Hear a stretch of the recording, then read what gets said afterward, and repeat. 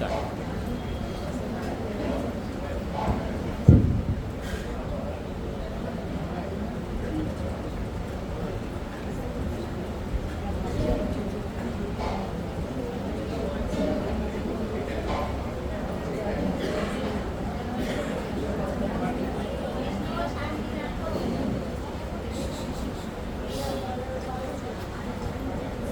Mobile silent કરી લેજો બધા. શ્રી કૃષ્ણાય નમઃ. બધા જ વૈષ્ણવોના પ્રવચનો બંધ થાય તો હું મારું ચાલુ કરું.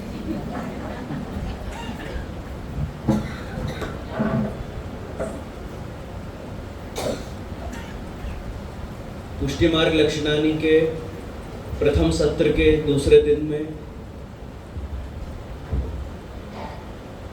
इतनी बरसात होने के बाद भी उपस्थित सभी वैष्णवों का हार्दिक स्वागत है,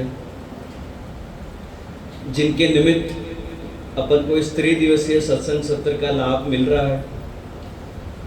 ऐसे अपने मनोरथी परिवार, विपुल भाई मेहता, उनका पूरा परिवार, हितेश भाई देसाई और साथ ही साथ बालकृष्ण लाल जी हवेली से जुड़े हुए सभी ट्रस्टीगण, सभी कार्यकर्ता, उपस्थित सभी वैष्णवों, आप सब लोगों का साथ देने वाले अन्य सभी भगवतियों को मैं खूब खूब बधाई देता हूँ, खूब खूब आशीर्वाद देता हूँ, क्योंकि आप लोगों के सहकार के बिना ये त्रिदिवसीय सत्संग सत्र संभव नहीं था।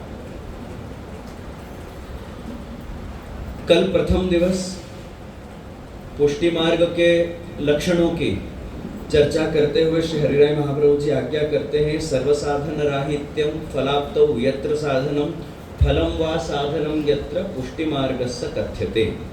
अर्थात जहाँ फल प्राप्ति के लिए बताए गए सर्व प्रकार के साधनों का अभाव है, जहाँ पे फल ही साधन है, वो पुष्टि मार्ग है, उसे पुष्टि मार्ग कहते हैं। तो श्री हरिराय जी ये समझाना चाह रहे हैं कि पूर्ण पुरुषोत्तम किसी भी प्रकार के साधनों से साध्य नहीं है। जो साधनों से सध जाए, जो साधनों से प्राप्त हो जाए, उसको पूर्ण पुरुषोत्तम बिल्कुल नहीं मानना। और इसी के प्रमाण में कल अपन ने 252 वैष्णव की वार्ता का प्रसंग देखा था, बादशाह अकबर का और श्री गुसाई जी का, कि साहिब कैसे मिले।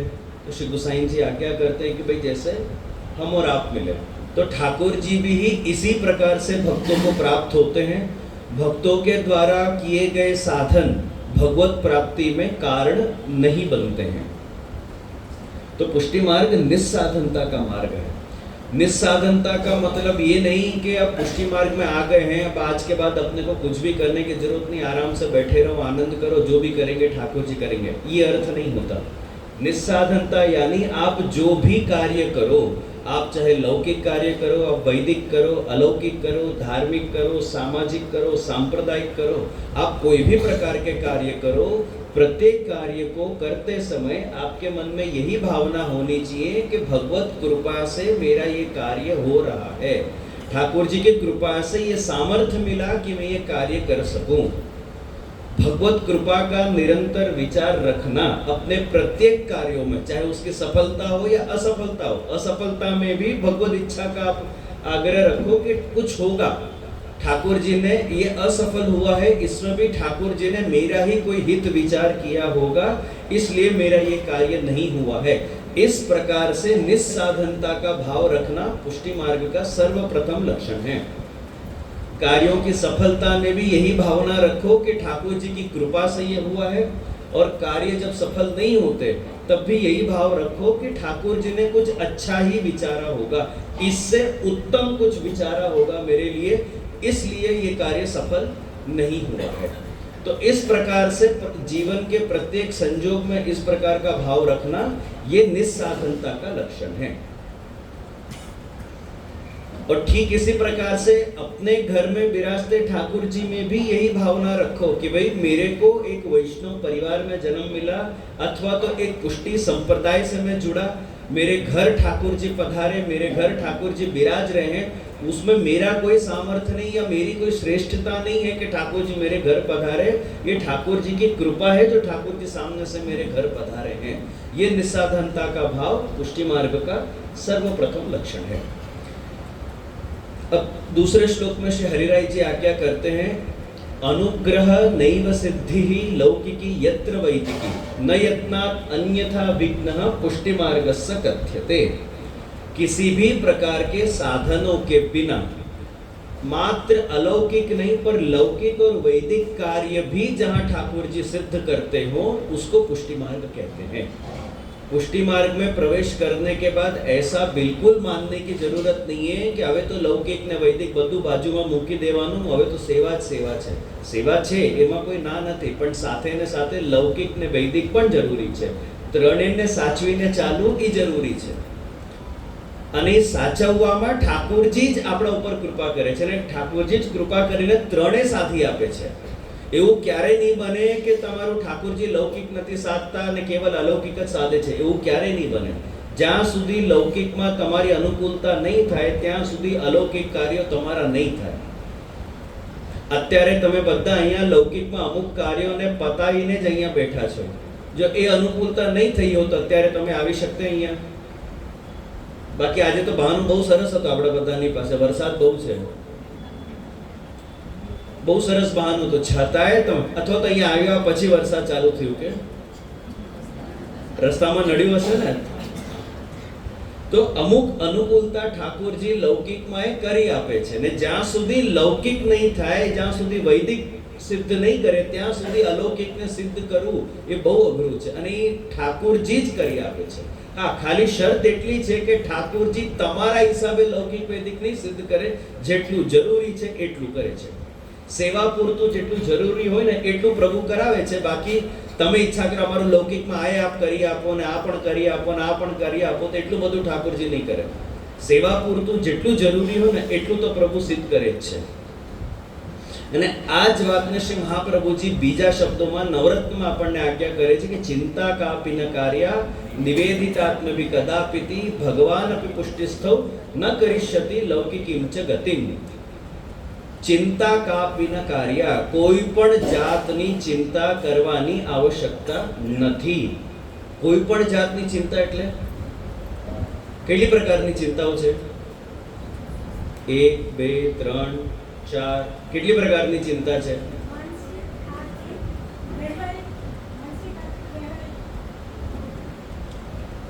તમે સંખ્યા કહો કેટલી પ્રકારની છે? 4 છે. 4 થી 5મી નથી ને કોઈ ચિંતા તમને?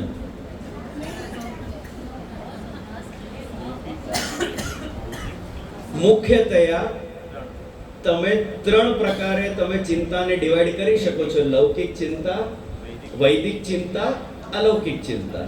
લૌકિક ચિંતા તેમાં લોકનું બધું આવી ગયું, તમારા વ્યવહાર, સગા સંબંધી, રૂપિયા, પૈસા, આ બધું લૌકિક, દુકાન, નોકરી, ધંધો બધું એની અંદર આવી ગયું. આ લૌકિક ચિંતા. વૈદિક ચિંતા અર્થાત સ્વર્ગ કે નર્કની ચિંતા, પાપ પુણ્યની ચિંતા.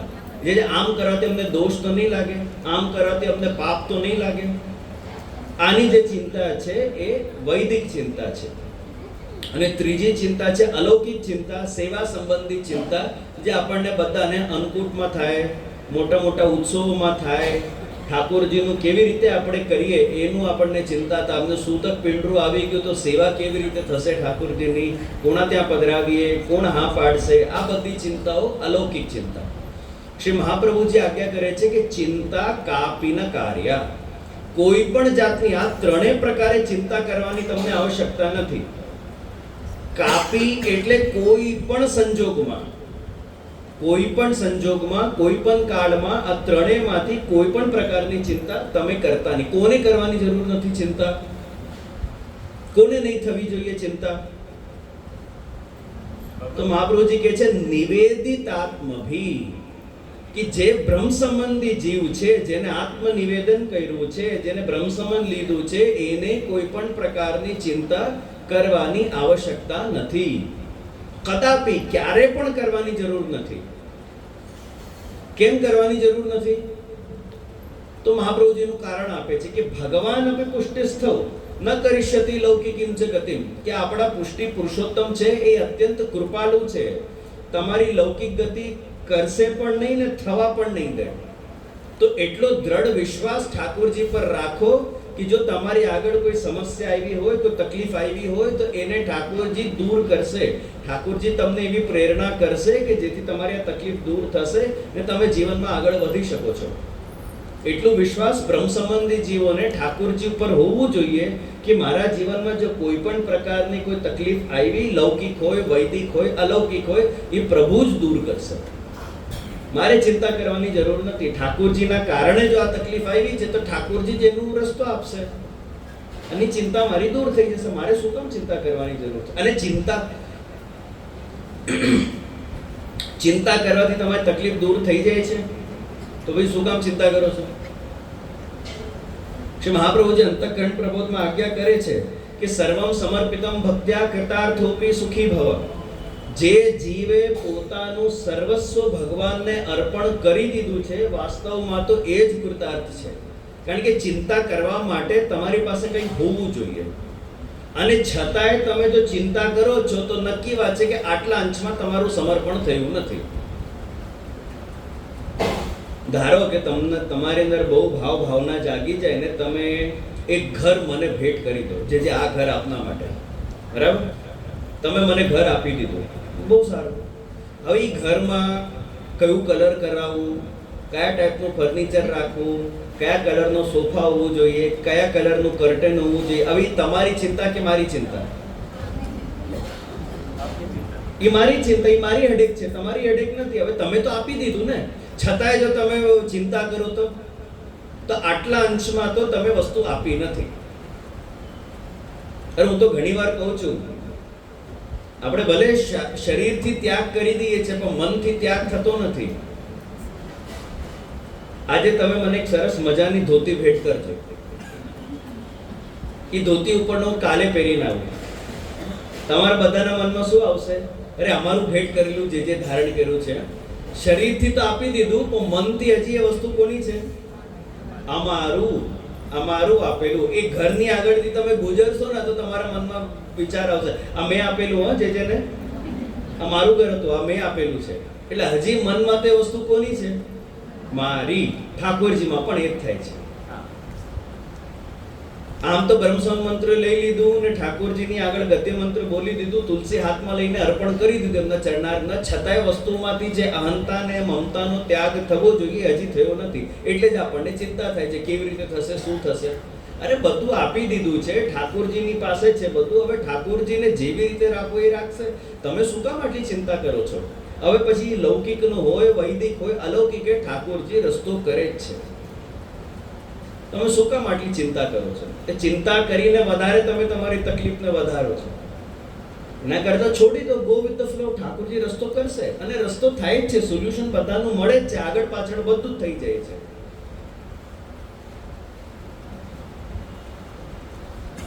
હું એક જગ્યાએ પુસ્તક વાંચતો હતો, એમાં 3-4 લાઈનો બહુ સરસ લખવામાં આવી.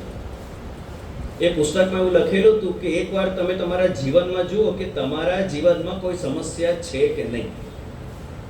અગર જો તમારા જીવનમાં સમસ્યા નથી તો ચિંતા કરવાનો કોઈ વિષય નથી, આનંદથી જીવન જીવવું જોઈએ. જો તમારા જીવનમાં સમસ્યા છે તો પછી જુઓ કે એ સમસ્યાનું સમાધાન તમારી પાસે છે કે નહીં. અગર જો સમસ્યાનું સમાધાન છે તોય ચિંતા કરવાની જરૂર નથી, કારણ કે સમસ્યા છે, એનું સમાધાન છે, એને દૂર કરી લો. અને યદિ જો તમારી સમસ્યાનું સમાધાન તમારી પાસે નથી તો ચિંતા કરીને ફાયદો શું? એક એવી સમસ્યા આપણા માથે આવી ગઈ જેનો કોઈ સમાધાન નથી, કોઈ રસ્તો નથી આપણી પાસે. ચિંતા કરીને તમે શું કરી લેવાના છો? શું થઈ જવાનું છે ચિંતા કરીને? સમસ્યા મટી જશે, દૂર થઈ જશે? નહીં. ભાઈ શું કામ ચિંતા કરો છો? તો કોઈ પણ સંજોગે તમારે ચિંતા નહીં કરવી જોઈએ. મહાપ્રભુજી અમારા ગુરુ છે, ઠાકોરજી અમારા ઘરે બિરાજે છે. હવે એ બંને જણે મળીને મને પાર પાડશે. મારે શું કામ હેડેક લેવાની જરૂર છે?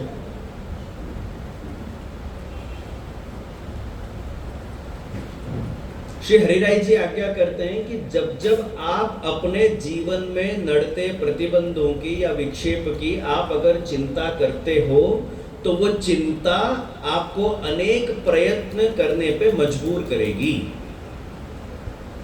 चिंता થાય આપણને તો પછી ચિંતાને દૂર કરવા માટે આપણે પ્રયત્નો કરીએ કે નહીં કરીએ? तो श्री हरिराय जी आज्ञा करते हैं कि प्रयत्न करते करते आप कब अन्याश्रय करने लग जाओगे आपको पता नहीं चलेगा. એનો મજાનો દાખલો છે તમારા જન્માક્ષર બધાનો. મંગળની દશા ચાલે છે, શનિની દશા ચાલે છે. બોલો હવે શું કરવું? શનિદેવનું તમે કંઈક કરો, મંગળનું કંઈક કરો. અરે દક્ષિણમાં તો ત્યાં સુધી છે કે દરેક ગ્રહ નક્ષત્રોના એક સ્વતંત્ર મંદિર પણ છે. અને જ્યારે જ્યારે આમ લોકોને ખબર પડે છે કે અમારે અત્યારે આ દશા ચાલી રહી છે, કે આ દશા ચાલી રહી છે, આ દશા ચાલી રહી છે, તે મંદિરોમાં જઈને પૂજા એ લોકો કરી આવે ને દંડોત કરી આવે. ત્યાં તો તમારા જીવનના દરેક તકલીફ કે દરેક પ્રતિબંધ માટે એક મંદિર છે. વિસા નહીં મળતા હોય તો એક મંદિર છે. તમારા જમીનના ડિસ્પ્યુટ જો સોલ્વ નહીં થતા તો એનું એક મંદિર છે. ઘરમાં કલેશ બહુ થતો હોય તો એનું એક મંદિર છે. અરે ત્યાં સુધી તો મેં જોયું નથી, હજી દર્શન કર્યા નથી, પણ એક ગણેશજીનું મંદિર છે. મને કોઈ વૈષ્ણવે જ કહ્યું કે આ ચોરોના અધિષ્ઠાતા દેવતા છે, અહીંયા દંડોત કરીને એ લોકો જો ચોરી કરવા જાય ને તો એમાં કોઈ વિક્ષેપ થતું નથી. તો ચોરો પણ ગણેશજીના અમુક જગ્યાએ, એ કઈ જગ્યા છે મને યાદ નથી, પણ એક વૈષ્ણવે જ મને કહ્યું કે ગણેશજીનું એક એવું મંદિર છે. તો હવે જો વૈષ્ણવોને ખબર પડે કે ભાઈ અમને આ તકલીફ છે ને હવે આ તકલીફને આ રીતે દૂર કરવાનું છે, તો હવે તમે જો એક એક પ્રયત્નમાં લાગી, હવે જો 12 ગ્રહ સીધા ચાલવાના નથી. એક વસ્તુ તમે ગાંઠ મારી લો, 12 ગ્રહો છે અથવા તો 12 ઘર છે જે જન્માક્ષરમાં કહેવાય છે, એ 12 વ્યવસ્થિત ચાલવાના નથી. એકને તમે બરાબર કરવા જશો, બીજું બગડશે, બીજુંને કરવા જશો, ત્રીજું બગડશે, ત્રીજું બરાબર કરવા જશો, ચોથું બગડશે. તમે તમારા ભાગ્યને બદલી શકતા નથી. ગમે તેટલું તમે ભજન, કીર્તન, પૂજા, પાઠ ઇત્યાદિ કરો કે તમે એક એક ગ્રહ નક્ષત્રોને તમે ભજો, તમે એને બદલી શકતા નથી. ભાગ્યમાં જે લખ્યું છે એ તમારે ભોગવવું તો પડશે જ. તો શ્રી હરિરાયજી આજ્ઞા કરે છે. અને આ બધું કરતા કરતામાં શું થશે? ઠાકોરજી એક બાજુ છૂટી જશે. તો વૈષ્ણવો અન્યાશ્રય નહીં કરે, અન્યાશ્રયમાં નહીં પડે, એટલે શ્રી હરિરાયજી આજ્ઞા કરે છે કે તમે શું કામ આટલી ચિંતા કરો છો? કારણ કે ચિંતા કરશો તો પ્રયત્ન કરશો, પ્રયત્ન કરશો તો અન્યાશ્રય કરશો. અને મને ખબર છે, હું અત્યારે જો અહીંયા સર્વે લઉં ને કે ભાઈ બીજા દેવી દેવતાઓના જે ભક્તો છે એમને પ્રતિબંધ વધારે નડે છે કે વૈષ્ણવોને વધારે નડે છે? બોલો, કોને વધારે નડે છે? કારણ કે ત્યાં તો એ લોકો પછી ભજી લે. સાવન આવે એટલે શિવરાત્રી, પછી નવરાત્રી, પછી અલગ અલગ સમયમાં ઋતુ અનુસાર દેવી દેવતાઓને ભજવાનો પ્રકાર ત્યાં છે. તો 12 મહિનાના 12 અલગ અલગ દેવતા, વારના હિસાબે અલગ અલગ દેવતા. આ તકલીફ આવી તો એમને ભજી લો, ને ફલાની તકલીફ આવી તો એમને ભજી લો કરીને આખું 12 મહિના તમારું નીકળી જાય છે. આપણી પાસે એ ઓપ્શન પણ નથી. આપણી પાસે એ ઓપ્શન પણ નથી. વૈષ્ણવને તકલીફ વધારે થાય છે કે જે આ તકલીફ છે અમારા ઉપર, ને આ પરિસ્થિતિ આવી છે, ને અમારે માનતા લેવાનું આમ બહુ થાય છે પણ લઈ શકતા નથી કારણ કે અન્યાશ્રય થઈ જશે. વૈષ્ણવને વધારે તકલીફ નડે છે.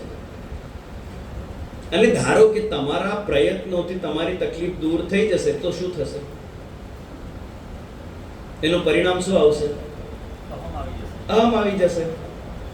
યા તો તમે અન્યાશ્રય કરશો, યા તો તમારી અંદર અહંકાર આવી જશે.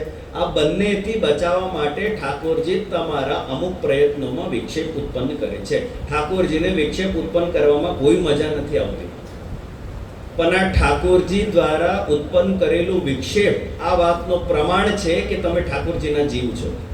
બાકી ઠાકોરજીને શું લેવા દેવા કે તમે શું કરો છો, શું નથી કરતા?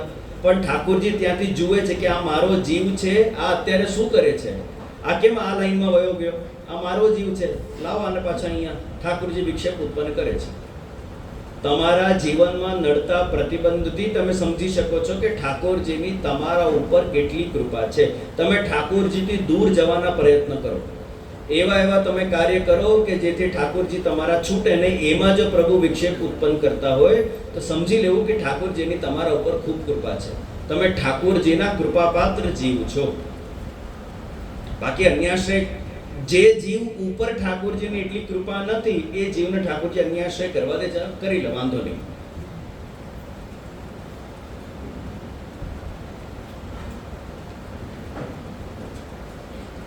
गीता जी के चौथे अध्याय में भगवान श्री कृष्ण अर्जुन को यही बात समझाते.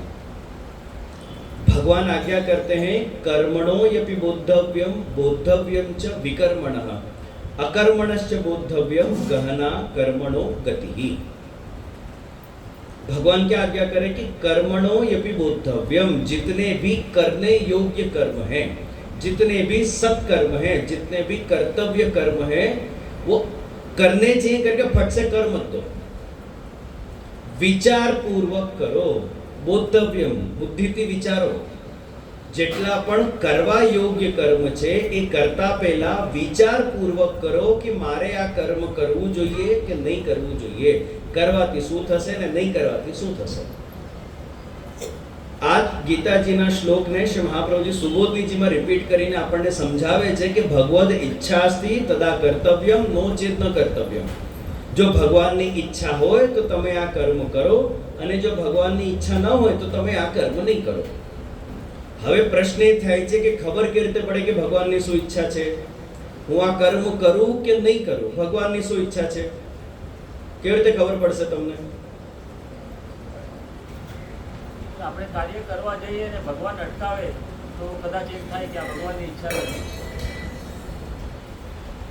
તમારા કાર્યમાં મળતી સફળતા અથવા તો તમારા કાર્યમાં નડતા પ્રતિબંધોથી તમને એક અંદાજ આવે છે કે ભગવાનની શું ઈચ્છા છે, ભગવાન મારાથી આ કાર્ય કરાવવા માંગે છે કે નથી કરાવવા માંગતા. કોઈ પણ કાર્ય કરતા પહેલા એક વસ્તુનું ધ્યાન આપો, ગહેરાઈપૂર્વક એક વસ્તુનો વિચાર કરો કે આ કાર્ય કરવાથી ઠાકોરજીને સુખ થાય છે કે મને સુખ થાય છે, આ પ્રભુ સુખાર્થે છે કે મારા સુખાર્થે છે. પ્રભુ સુખાર્થના અંતર્ગત જો મારો સુખ હોય તો એમાં વાંધો નહીં, પણ પેલું સુખ કોને મળે છે? પ્રભુને મળે છે કે મને મળે છે?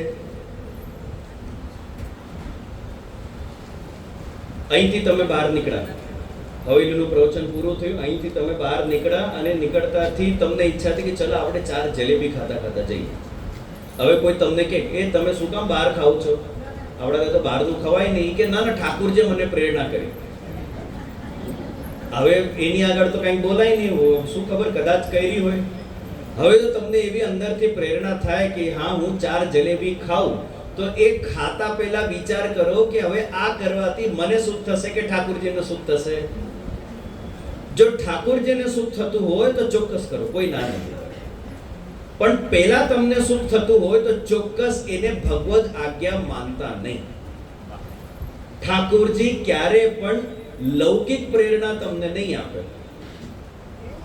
લૌકિકમાં ઠાકોરજી તમને પ્રેરણા નહીં આપે કે તું આ કર. કારણ કે શ્રી મહાપ્રભુજી શિક્ષા શ્લોકીમાં બહુ સુંદર આજ્ઞા કરી ગયા છે કે ન લૌકિક પ્રભુ કૃષ્ણ મનુતે નૈવ લૌકિકમ. ભગવાન શ્રી કૃષ્ણ એ લૌકિક નથી, અલૌકિક છે. એમને ભૂલથી પણ તમે લૌકિક માનતા નહીં. આપણે કેમ આપણા ભાવથી સેવા નથી કરી શકતા, ગઈકાલે આપણે ચર્ચા કરી ગયા, કારણ કે આપણા ભાવમાં લૌકિકતા રહેલી છે. ઈમાનદારીથી કહેજો, જો આપણા બધાની ટેવ કેવી છે, ઉત્સવોને છે ને તમે સામગ્રીથી યાદ રાખો છો, ઉત્સવથી ઉત્સવને યાદ નથી રાખતા. કચોડી પૂનમ, જલેબી ઉત્સવ, કંટોળા તેરસ, કેમ તમને ચતુરાનાગાનો ઉત્સવ યાદ નહીં આવ્યો? ગુસાઈજીનો ઉત્સવ યાદ નહીં આવ્યો? ગુરુ પૂનમ યાદ નહીં આવ્યો? એટલે કહેવાનું તાત્પર્ય એ છે કે ઉત્સવ છે, બધું બરાબર છે, પણ તમારી દૃષ્ટિ ક્યાં છે? આજે ઠાકોરજીને કચોરી આવશે, આજે ઠાકોરજીને કંટોળા ધરવાનો છે, આજે ઠાકોરજીને જલેબી આવશે. તમારી દૃષ્ટિ એટલે બનાવતાથી લઈને ભોગ ધરતા સુધીમાં તમારી દૃષ્ટિ સામગ્રી ઉપર છે.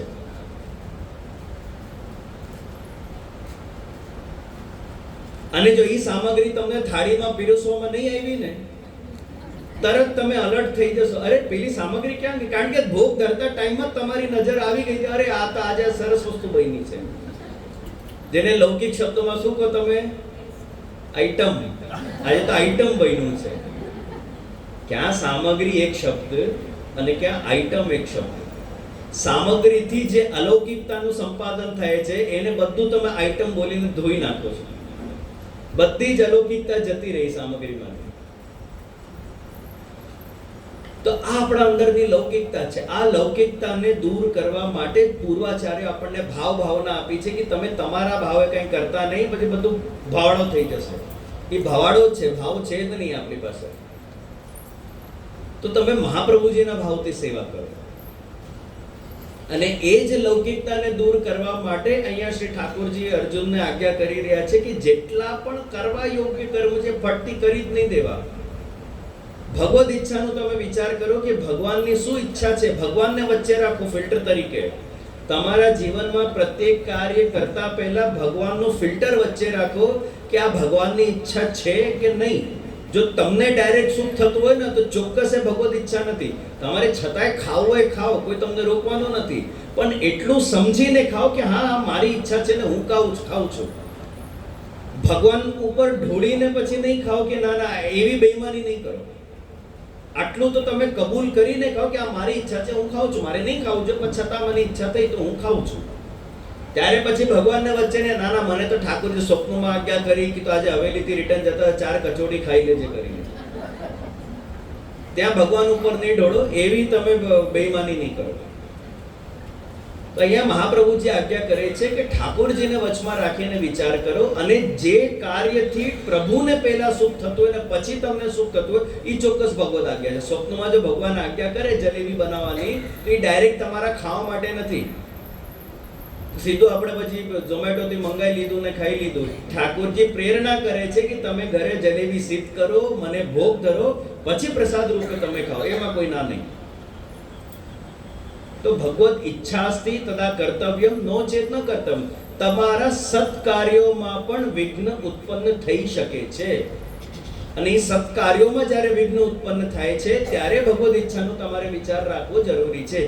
એવું જરાય માનતા નહીં કે આ તો સત્કાર્ય છે, સારું કાર્ય છે, કર્તવ્ય કર્મ છે, આ તો કરવું જ જોઈએ. જો ભગવાનની ઈચ્છા ન હોય તો એમાં વિક્ષેપ ઉત્પન્ન આવશે જ. તો મહાપ્રભુજીનું ચરિત્ર જોઈ લો. શ્રીનાથજીનું જ્યારે મંદિર બનવાનું હતું ત્યારે મહાપ્રભુજીની શું ઈચ્છા હતી કે શ્રીનાથજી કઈ રીતે બિરાજે? શ્રીનાથજી દેવાલયમાં બિરાજે કે શ્રીનાથજી નંદાલયમાં બિરાજે? મહાપ્રભુજીની મૂળ ઈચ્છા શું હતી? શ્રીનાથજી નંદાલયમાં બિરાજે. 3 વાર નકશો તૈયાર કર્યો અને 3 વાર દેવાલયનો નકશો તૈયાર થઈને આવ્યો. પછી મહાપ્રભુજી શું એને આ સત્કાર્ય હતું? આ કઈ ખોટું કાર્ય હતું? નહીં. પણ છતાં પ્રતિબંધ આવ્યો કે નહીં? મહાપ્રભુજીના ઈચ્છાથી વિરુદ્ધ થયું કે નહીં? તો મહાપ્રભુજીએ ત્યારે શું નક્કી કર્યું? ઠાકોરજીની ઈચ્છા નંદાલયમાં બિરાજવાની નથી, પ્રભુની ઈચ્છા દેવાલયમાં બિરાજવાની છે. ભક્તોદ્ધારક તરીકે બિરાજવાની ઈચ્છા નથી, શ્રીનાથજીની ઈચ્છા સર્વોદ્ધારક તરીકે બિરાજવાની છે. સારું, આ એક થયું.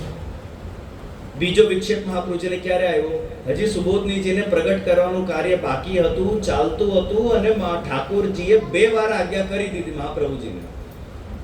હવે આપ પધારો, હવે આપ પધારો, હવે આપ પધારો. મહાપ્રભુજી હજી થોડું બાકી છે, હજી થોડું બાકી છે. અમુક અધ્યાય સ્કંદો ઉપર સુબોધનીજી લખવાની બાકી છે. ઠાકોરજી પછી છેલ્લે શું કર્યું?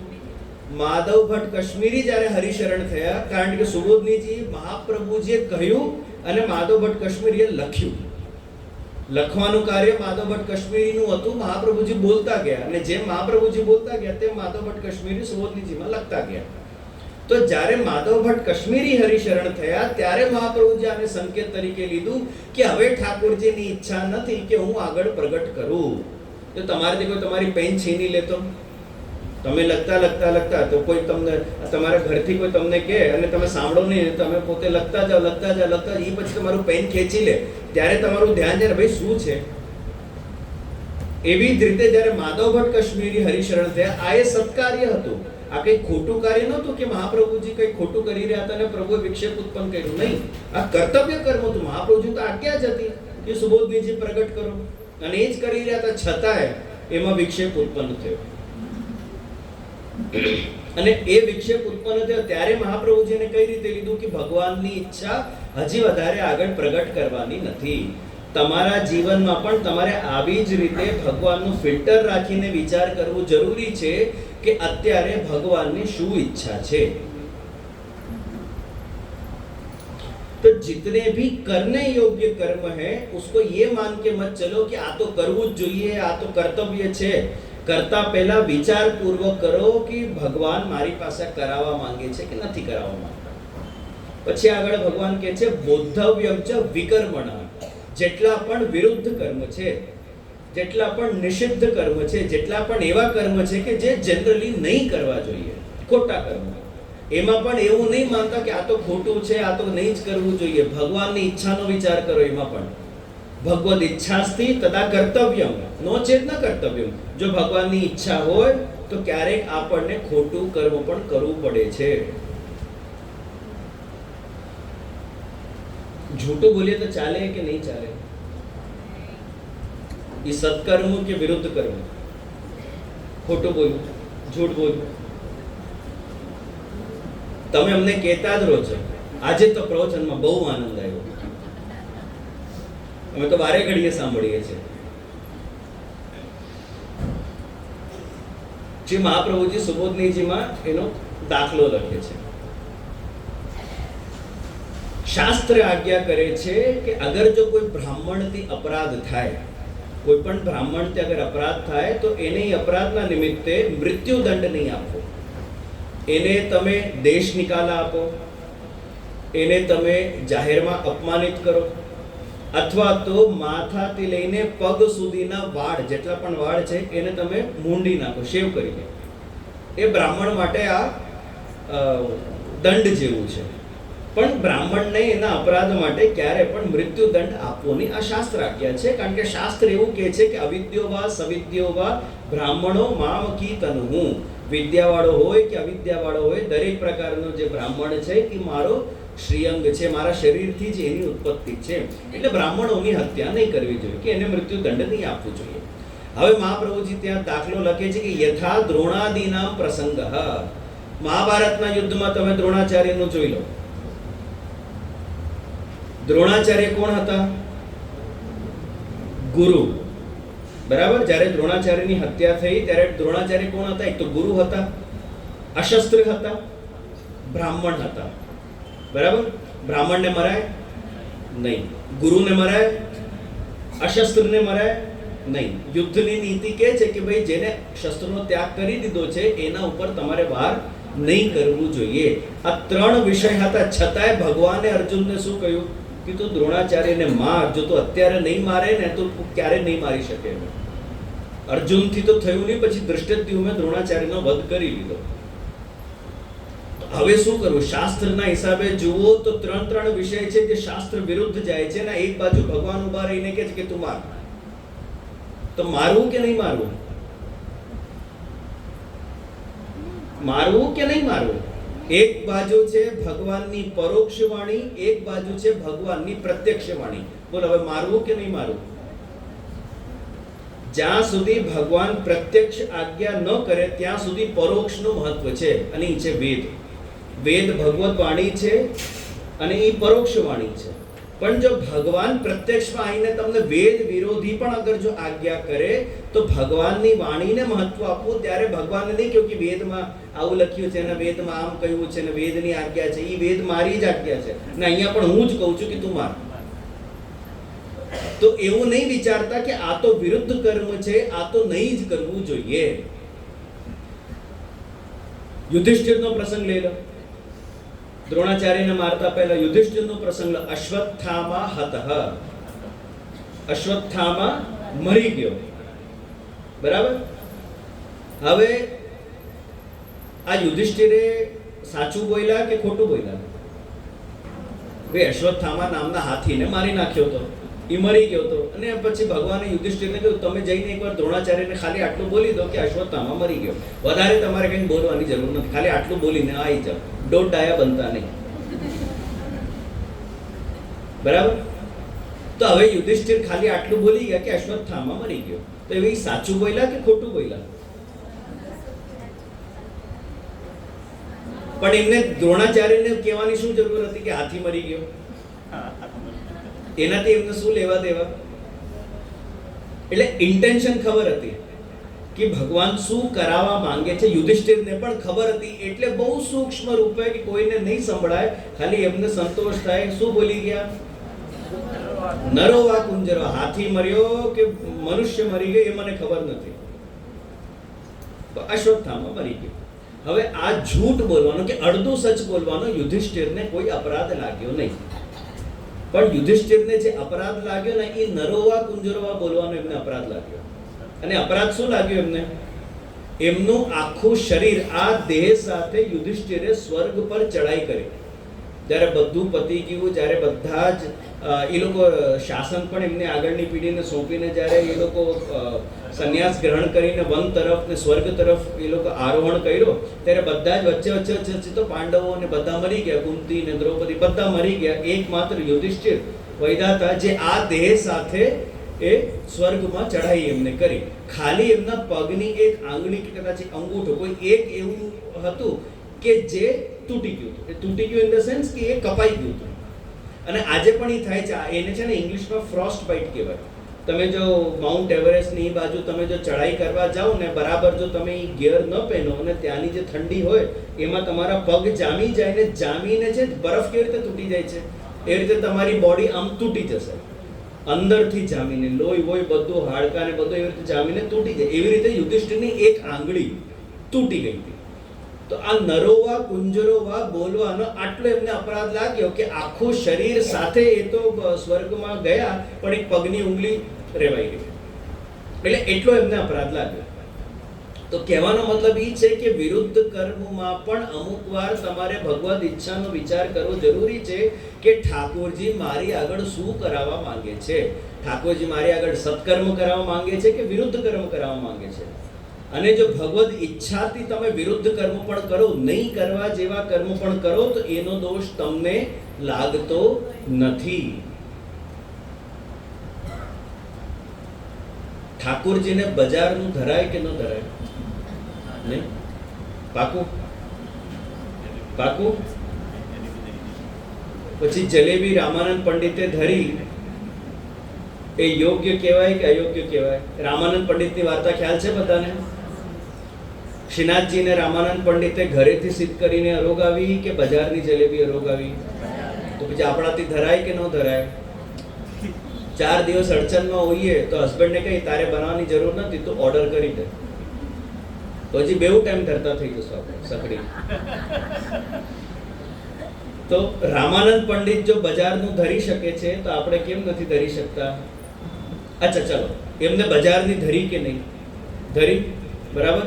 એ પુષ્ટિના સિદ્ધાંતના અંતર્ગત છે કે વિરુદ્ધ છે? વિરુદ્ધ છે. તો પછી એમને દોષ લાગ્યો એનો? કેમ નથી લાગ્યો? દોષ કેમ નહીં લાગે એમને?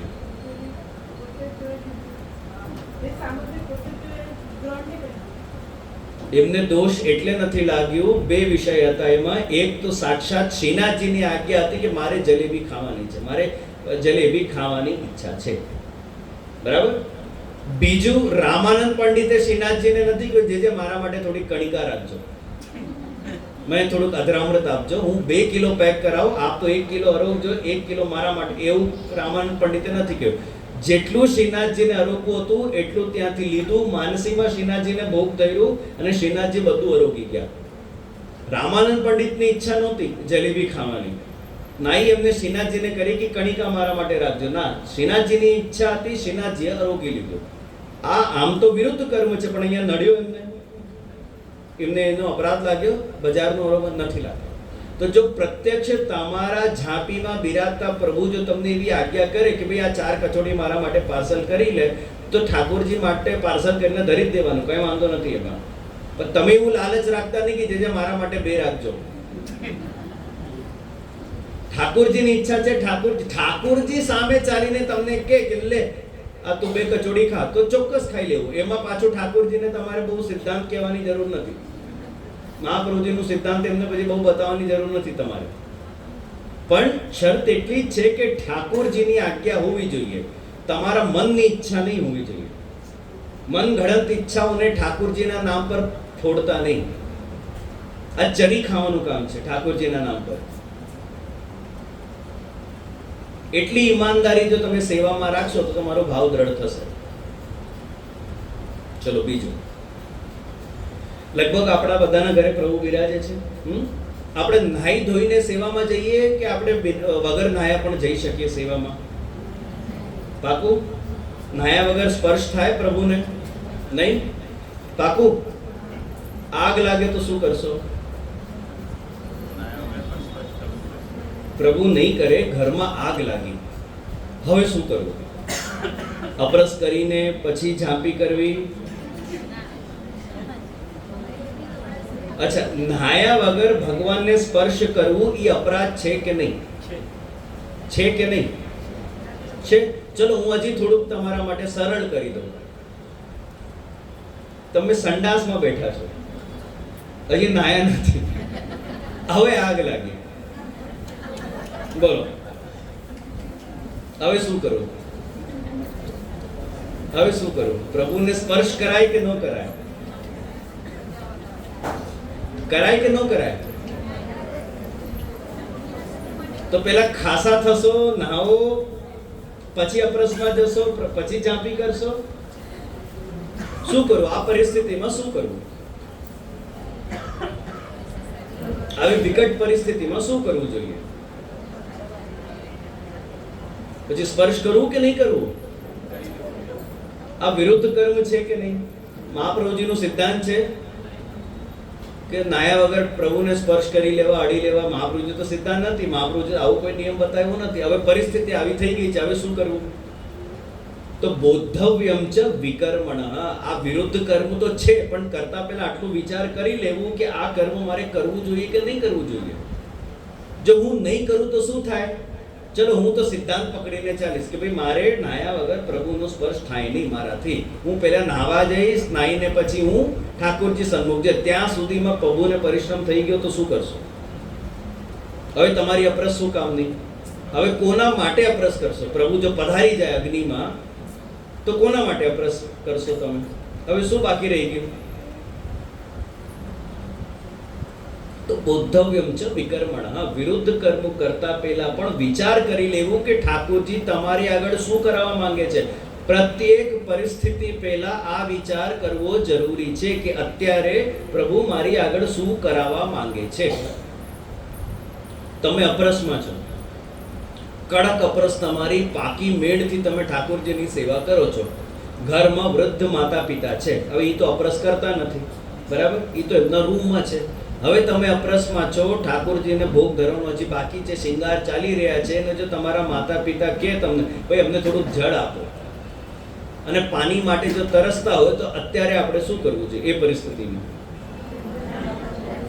એમને પછી જળ આપવું કે નહીં આપવું? તમારી અપરસ છોવાઈ જાય તો ઠાકોરજીને છોડીને ત્યાં જવું કે શું કરવું? તો ઠાડા રાખશો ઠાકોરજીને? ઠાડા રખાય કે ન રખાય? પ્રભુને ઠાડા રખાય કે ન રખાય? રખાય. પ્રભુને છોડીને પછી લૌકિકમાં જવું?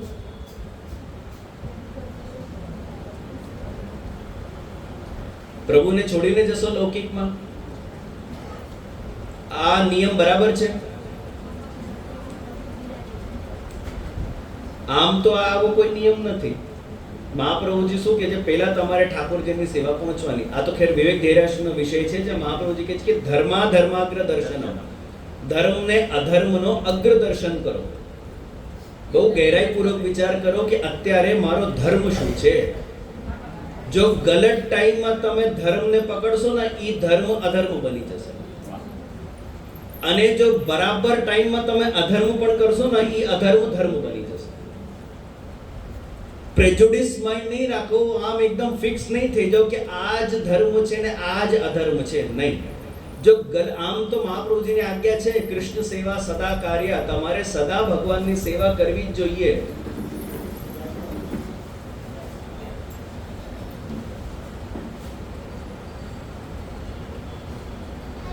કૃષ્ણ સેવા સદા કાર્યની આજ્ઞા તો છે, પણ સેવાની વચ્ચે ગલત ટાઈમમાં જો તમે પ્રભુની સેવા કરવાનો આગ્રહ રાખશો તો આ ધર્મ જ તમારો અધર્મ બની જશે. આમ તો સેવા કરવી સત્કર્મ છે. સૂતકમાં થાય સેવા? બધાને સૌથી વધારે સેવામાં ભાવનો ઉમળકો સૂતકમાં જ આવે છે. બરાબર સૂતકના દિવસોમાં બધા અમે કેવી રીતે રહેશું ઠાકોરજી વગર, જે રીતે અત્યાર સુધી રહેતા હતા. બરાબર એ 4 દિવસોમાં આપણને વધારે ઠાકોરજીની યાદ આવશે, એ જ સૂતકના 16 દિવસમાં આપણને પ્રભુ યાદ આવશે, એ જ પિંડૃના 16 દિવસમાં પ્રભુ યાદ આવશે. બાકીના ટાઈમમાં આપણે પાણીએ નથી પૂછતા. ઝારી કેટલી વાર ભરો છો તમે? અને એવી કેટલી મોટી ઝારી છે તમારી, અને કેટલી વાર બદલીએ છીએ આપણે? એક વાર પ્રભુ પોડી ગયા પછી ઝારી પર આપણું ધ્યાન પણ જાય છે કે હજી એક વાર બદલી દઈએ તો સારું? જાય છે ધ્યાન? તો પાણીએ પૂછતા નથી આમ તો નોર્મલી ઠાકોરજીને. અને બરાબર આ દિવસોમાં આપણને અરે અમે સેવા વગર કેવી રીતે રહેશું? આવા સમયમાં જો સેવાનો આગ્રહ રાખશો તો સેવા યદ્યપી સત્કર્મ છે, પણ આવા સંજોગોમાં કરશો તો એ સત્કર્મ વિરુદ્ધ કર્મ બની જશે. તો આવા સમયમાં સેવા નહીં કરવી એ જ તમારો કર્તવ્ય છે, એ જ તમારો ધર્મ છે. અડચણના સમયમાં કે સૂતકના સમયમાં, પિંડરોના સમયમાં ઠાકોરજીની સેવા નહીં થાય એ જ આપણા માટે યોગ્ય છે, એ જ તમારો કર્તવ્ય છે. તો ભગવાન શું કહે છે અહીંયા અર્જુનને કે કોઈ પણ કાર્ય કરતા પહેલા તમારે ગહેરાઈપૂર્વક વિચાર કરવો જોઈએ કે હું આ કર્મ કરું કે નહીં કરું. ભગવાનને ધ્યાનમાં રાખીને તમે વિચાર કરો, ભગવાનને વચ્ચે રાખીને વિચાર કરો, અત્યારે મારે શું કરવું જોઈએ? જો મારા માતા પિતા અત્યારે સેવાની વચ્ચે જો માદા પડ્યા, ઉંમરવાળા છે, તો ભલે પ્રભુને ઠાડા રાખો તો ચાલે, પેલા માતા પિતાને પહોંચી લેવો. અને એ માતા પિતાની સેવામાં પણ ભગવદ ઈચ્છાનો વિચાર કરો કે ઠાકોરજી અત્યારે મારે ભલે તું મારા શ્રીઅંગના શૃંગાર નહીં કરે તો ચાલશે, પણ મારા 2 જીવ છે એમને તું સાચવી લે. એ 2 જીવ પાછા ભલે ભગવાનને માને કે ન માને, એનાથી તમને કોઈ લેવા દેવા નથી. જે આ તો મારા ભગવાનને માનતા નથી, કાંઈ વાંધો નહીં, ભલે નહીં માને, ઠાકોરજીને ભલે ને નહીં માને, પણ તમારી માથે એમની જવાબદારી છે કે નહીં? ભલે તમે બહુ પ્રેમ નહીં રાખો, એ ભગવાનને નથી માનતા એટલે તમે એમના ઉપર બહુ પ્રેમ નહીં રાખો, કાંઈ વાંધો નહીં એમાં, પણ કર્તવ્ય ખરું કે નહીં? માતા પિતા પ્રત્યે કર્તવ્ય છે કે નહીં? પતિ કે પત્ની પ્રત્યે આપણો કર્તવ્ય છે કે નહીં? ઘરમાં છોકરાઓ પ્રત્યે આપણું કર્તવ્ય છે કે નહીં? એ લોકોનું પણ આપણા પ્રત્યે છે, એ અલગ વિષય છે, પણ આપણે આપણો વિચાર કરો. પહેલા તમારી જવાબદારી છે કે નહીં? એ જવાબદારીને નિભાવવું જરૂરી છે. એ જવાબદારીને પણ ભગવદ ઈચ્છા, ભગવદ સેવા સમજીને નિભાવવું એ જ ભગવાનની ઈચ્છા છે. તો આ વિક્ષેપ ઉત્પન્ન કર્યો કોને? ભગવાનને ખબર નથી કે મારા શિંગાર થઈ રહ્યા છે, જો એ લોકો અત્યારે માંદા પડે તો મારા શિંગાર છૂટશે? ભગવાનને ખબર નથી? ભગવાનને ખબર છે ને, છતાંય વિક્ષેપ નડ્યું. તો કોની ઈચ્છાથી નડ્યું? તો ત્યારે ભગવદ ઈચ્છા જાણીને એમના જીવને પહેલા પહોંચવું ને પછી આગળ ઠાકોરજીનો ક્રમ કરવો. ભગવદ ઈચ્છાસ્તિ તદા કર્તવ્યમ. જો કે ઠાકોરજીને આમ ઠાડા રાખીને શિંગાર વચ્ચે છોડીને જવાનો પ્રકાર નથી આપણા ત્યાં. આમ વચ્ચે સેવા છોડીને જવાનો પ્રકાર નથી. અહીં કોરિયર આવી ગયું, ચલો ઠાકોરને ઠાડા રાખીને જવાય. અરે કોઈ ઓટીપી માંગવા આવી ગયા, ઠાકોરને ઠાડા રાખીને જવાય. અરે ફોન આવી ગયો, ઠાકોરને ઠાડા રાખીને. એવું ક્રમ નથી આપણા ત્યાં. આવા સંજોગોમાં ઠાકોરજીને ઠાડા ન રખાય. પણ જ્યારે આવી કોઈ ક્રુશલ પરિસ્થિતિ આવી, ધારો કે તમે હતો કે ના ના ના હું તો ભગવત સેવામાં છું, ભગવત સેવામાં હું ત્યારે કોઈને પાણી એ પૂછતો નથી, હું એકદમ ઠાકોરજીને પૂર્ણ રૂપે સમર્પિત છું, બહુ સારી વાત છે, બરાબર. હવે જો તમારા માતા પિતા પાણી પાણી પાણી તિરસતા તિરસતા જો હરિશરણ થઈ ગયા, હવે એનો પરિણામ શું આવશે? એનો પરિણામ શું આવશે? કે આ કેવા વૈષ્ણવ, આ કેવા ભક્ત, આવા ભગવાનના ભક્તો હોય, આવા મહાપ્રભુજીના શિષ્ય હોય, આવી ઠાકોરજીની સેવા હોય કે ભાઈ પાણી માંગતા માંગતા એમના માતા પિતા પહોંચી ગયા, પણ છોકરાએ 1 ગ્લાસ પાણી આપ્યો ને એમના માતા પિતાને. માર્ગની નિંદા થાય છે, આચાર્યની નિંદા થાય છે, આપણા ઘરે બિરાજતા ઠાકોરજીની નિંદા થાય છે, એનો પણ તમને દોષ લાગશે. પ્રત્યેક વૈષ્ણવને આટલો આચરણ કરતા સમય, ઇનફેક્ટ વલ્લભકુલ માટે પણ લાગુ પડે છે. પ્રત્યેક પુષ્ટિ જીવને પોતાનું આચરણમાં એટલું ધ્યાન રાખવું જરૂરી છે કે મારે કઈ રીતે આચરણ કરવું. મારા આચરણથી માર્ગનો ઉત્કર્ષ થશે કે મારા આચરણથી માર્ગની નિંદા થશે? એવું આચરણ કરો કે જેથી વૈષ્ણવ નામની જે મર્યાદા છે, જે એની ગરિમા છે, એ જળવાય. એવું આચરણ નહીં કરો કે આપણા મોઢેથી આ શબ્દો નીકળે કે આવા વૈષ્ણવ હોય છે. આવું ક્યારે નહીં કરતા. તો તમારા પ્રત્યેક આચરણમાં આટલો એક વિચાર રાખજો કે ઠાકોરજી મારી પાસે શું કરાવવા માંગે છે. સેવા એટલે એવું નહીં માનતા કે બસ ઠાકોરજીને જગાવ્યું ને ભોગ ધર્યું ને સ્નાન કર્યા ને શિંગાર કર્યા ને પાછું ભોગ ધર્યું એ જ સેવા છે. નહીં. સેવા શબ્દની બહુ વિસ્તૃત વ્યાખ્યા છે ને બહુ ઊંડું છે સેવા શબ્દ. સેવ્ય સંતોષ જનિકા સેવા.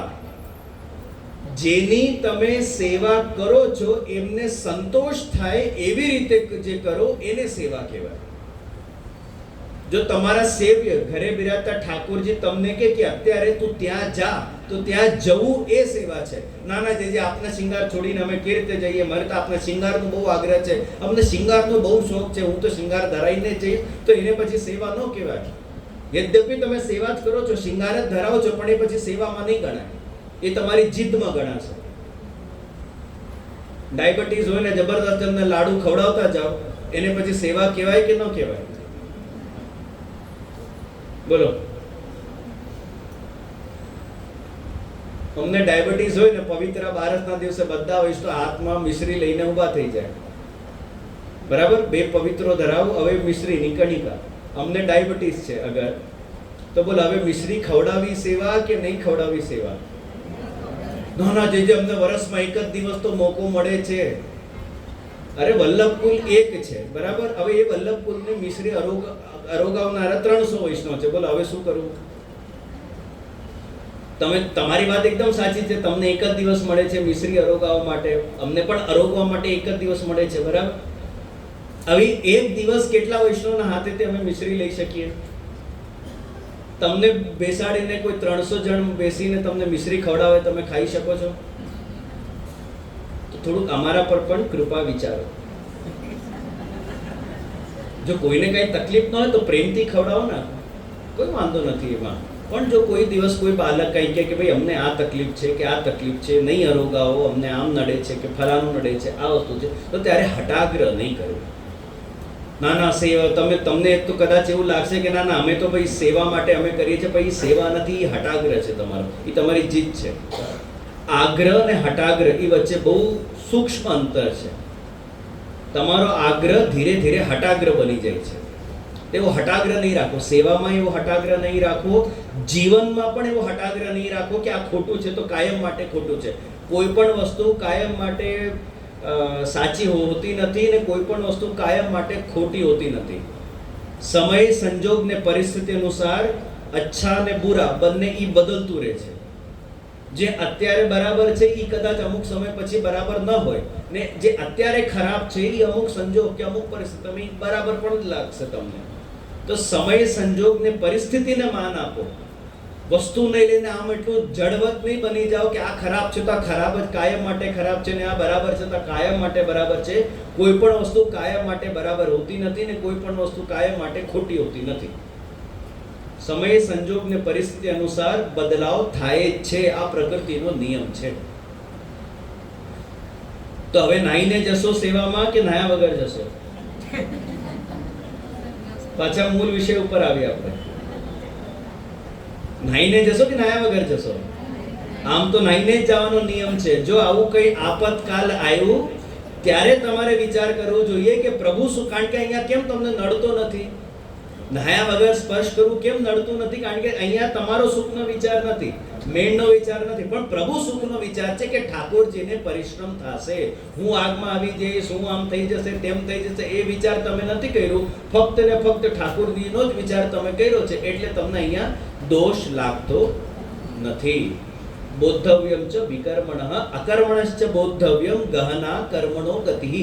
અકર્મ રહેતા પહેલા પણ તમારે વિચાર કરવો જોઈએ કે હું અકર્મ રહું કે નહીં. અકર્મ એટલે કર્મ જ નહીં કરવાનું. સારું કર્મ, ખોટું કર્મ, ત્રીજો છે અકર્મ. અકર્મ એટલે કર્મ જ નહીં કરવાનું. એમાં પણ વિચાર કરો કે ક્યારે મારે આ રીતે રહેવું જોઈએ કે હું કોઈ કર્મ જ નહીં કરું. એ પણ તમે વિચાર રાખો. એવું નહીં માનતા કે કર્મ પ્રત્યેક વાર કરવું જ જોઈએ કે નહીં પણ કરવું જોઈએ. અમુક વાર તમારે ન્યુટ્રલ રહેવું પણ જરૂરી છે. અકર્મ થઈ જાઓ, અકર્મ કરો, કોઈ પણ પ્રકારનો કર્મ જ નહીં કરો. No comments. અમુક સંજોગોમાં મોઢું ખોલવાનું જ નહીં. એ પણ વિચાર રાખો કે ક્યારે હું આ રીતે રહું, ક્યારે આ રીતે રહું, ક્યારે આ રીતે રહું. ગહના કર્મણો ગતિ, કારણ કે કર્મની સ્થિતિ અત્યંત ગંભીર છે અને ઊંડી છે. ભગવાન કયા કર્મે કઈ રીતે પધારશે, કઈ રીતે તમારી પરીક્ષા લેશે એનું કાંઈ નક્કી નથી. ભગવાનનો કાંઈ ભરોસો નહીં. કયા રૂપમાં ભગવાન આવીને તમારી પરીક્ષા લેશે એ કોઈ ગેરંટી આપી શકતો નથી. આપણા પદ સાહિત્યમાં આવે છે, ગિરિધર સબહી અંગ કો બાકો. ઠાકોરજીનું નામ ને ભગવાનના કામ ટેડા મેડા જ છે. સીધું સીધું ચલે ઈ રામ. અને જે તમે પુષ્ટિ માર્ગમાં જો ને, ઠાકોરજીનું એવું કયું સ્વરૂપ છે જેમાં ઠાકોરજી એકદમ સીધા સીધા ઊભા છે? રામચંદ્રજી આમ વાંકું ટેડું આવું કોઈ સ્વરૂપ જોયું? એ ખરેખર રામચંદ્ર જેન્ટલમેન છે. મર્યાદા પુરુષોત્તમ એટલે જ કહેવાય. આ પુષ્ટિ પુરુષોત્તમ છે કૃષ્ણ. કૃષ્ણનું એવું કયું રૂપ છે કે જેમાં ઠાકોરજી એકદમ સીધા સીધા ઊભા છે? નવનીત પ્રિયાજીમાં, શ્રીનાથજીમાં, મદન મોહનજીમાં, બાલકૃષ્ણલાલજીમાં, કલ્યાણરાયજીમાં, દ્વારકાધીશમાં, વિઠ્ઠલનાથજી. કયા પ્રભુનું એક એવું કઈ સ્વરૂપ છે કે જ્યાં એકદમ આપ સીધા વ્યવસ્થિત આપ ઊભા છો? એમાં પાછા એક આપણા ત્યાં સ્વરૂપ છે લલિત ત્રિભંગીજી. એ 3 સાઈડથી વાંકા છે, આમ આમ ને આમ. જો કે યમુનાજીની લહેરો હોય ને એ રીતે. એટલે તો ભગવદીઓ કહે છે કે ગિરિધર સબહી અંગ કો બાંકો. ઠાકોરજીનું કોઈ અંગ, ઠાકોરજી સીધા ઊભા રહેતા જ નથી, એટલા ચંચળ છે. જો ભગવાન તમારા ઘરે પધારે ને તો ભગવાન રામચંદ્રજી તમારા ઘરે પધારે ને તો રામચંદ્રજી ડોરબેલ વગાડશે અને દરવાજાની આગળ ઊભા રહેશે, અને ત્યાં સુધી ઊભા રહેશે ત્યાં સુધી તમે દરવાજો ખોલો નહીં. અને જો કૃષ્ણ તમારા ઘરે પધારે તો એ ડોરબેલ તો વગાડશે પણ તમે ખોલવા જશો ને ત્યાં સુધી બારણામાંથી અંદર ઘૂસી જશે અને માખણ ફોડીને જતા રહેશે, તમને ખબર નહીં પડે. અને ધારો કે કોઈ વૈષ્ણવના ત્યાં ક્યારેક ઇન્કમ ટેક્સની રેડ પડે, જીએસટીની રેડ પડે અને એ લોકો બધું ફાઇન વાઇન મારીને અમુક વસ્તુ જો લઈ જાય ત્યારે માખણ ચોરી લીલાનું તમારે પ્રસંગ યાદ કરવું જોઈએ. આ ભગવાનની માખણ ચોરી લીલા થઈ. કારણ કે માખણ ચોરી લીલામાં મહાપ્રભુજી સુબોધનીજીમાં લખે છે કે મરકટેભ્યો દાનો. એવું નથી કે ભગવાન બધું માખણ નથી ખાઈ જતા, વાંદરાઓને પણ આપે છે. આ બધા ભગવાનના વાંદરાઓ છે, એ લઈ ગયા, કઈ વાંધો નહીં, ભગવાને માખણ ચોરી લીલા કરી. જો ભગવાનને ફરી લીલા કરવી હશે તો ફરી આપણી પાસે માખણ આવશે, તો માખણ આવશે, ચિંતા નહીં કરો. શું કામ ચિંતા કરે? મારું માખણ લૂંટાઈ ગયું, મારું માખણ લૂંટાઈ ગયું. આવશે, જો ભગવાનને કરવી હશે તો આવશે. શું કામ તમે ચિંતા કરો છો? અત્યારે ભગવાનના વાંદરાઓ લઈ ગયા છે. પ્રત્યેક સંજોગોમાં ભગવદ ઈચ્છાનો અને ભગવદ લીલાનો વિચાર કરો. ભગવાનનું ફિલ્ટર તમારા જીવનમાં રાખો. એનાથી તમને ખબર પડશે કે અત્યારે મારો કર્તવ્ય શું છે. હું અત્યારે લૌકિક કાર્ય કરું, વૈદિક કરું કે અલૌકિક કરું. ગલત ટાઈમમાં તમે લૌકિક કરશો તો એ અપરાધ લાગશે, ગલત ટાઈમમાં અલૌકિક કરશો તોય અપરાધ લાગશે. આ સમજીને જ્યારે તમે ચાલો છો ત્યારે પુષ્ટિ માર્ગ સદાય છે અને ત્યારે પુષ્ટિ માર્ગ સરળ પણ બની જાય છે આપણા માટે.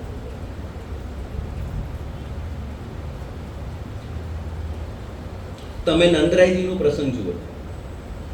10મ સ્કંદમાં નંદરાયજી ભગવદ ઈચ્છા વિરુદ્ધ અંબિકાજીનું પૂજન કરવા માટે ગયા.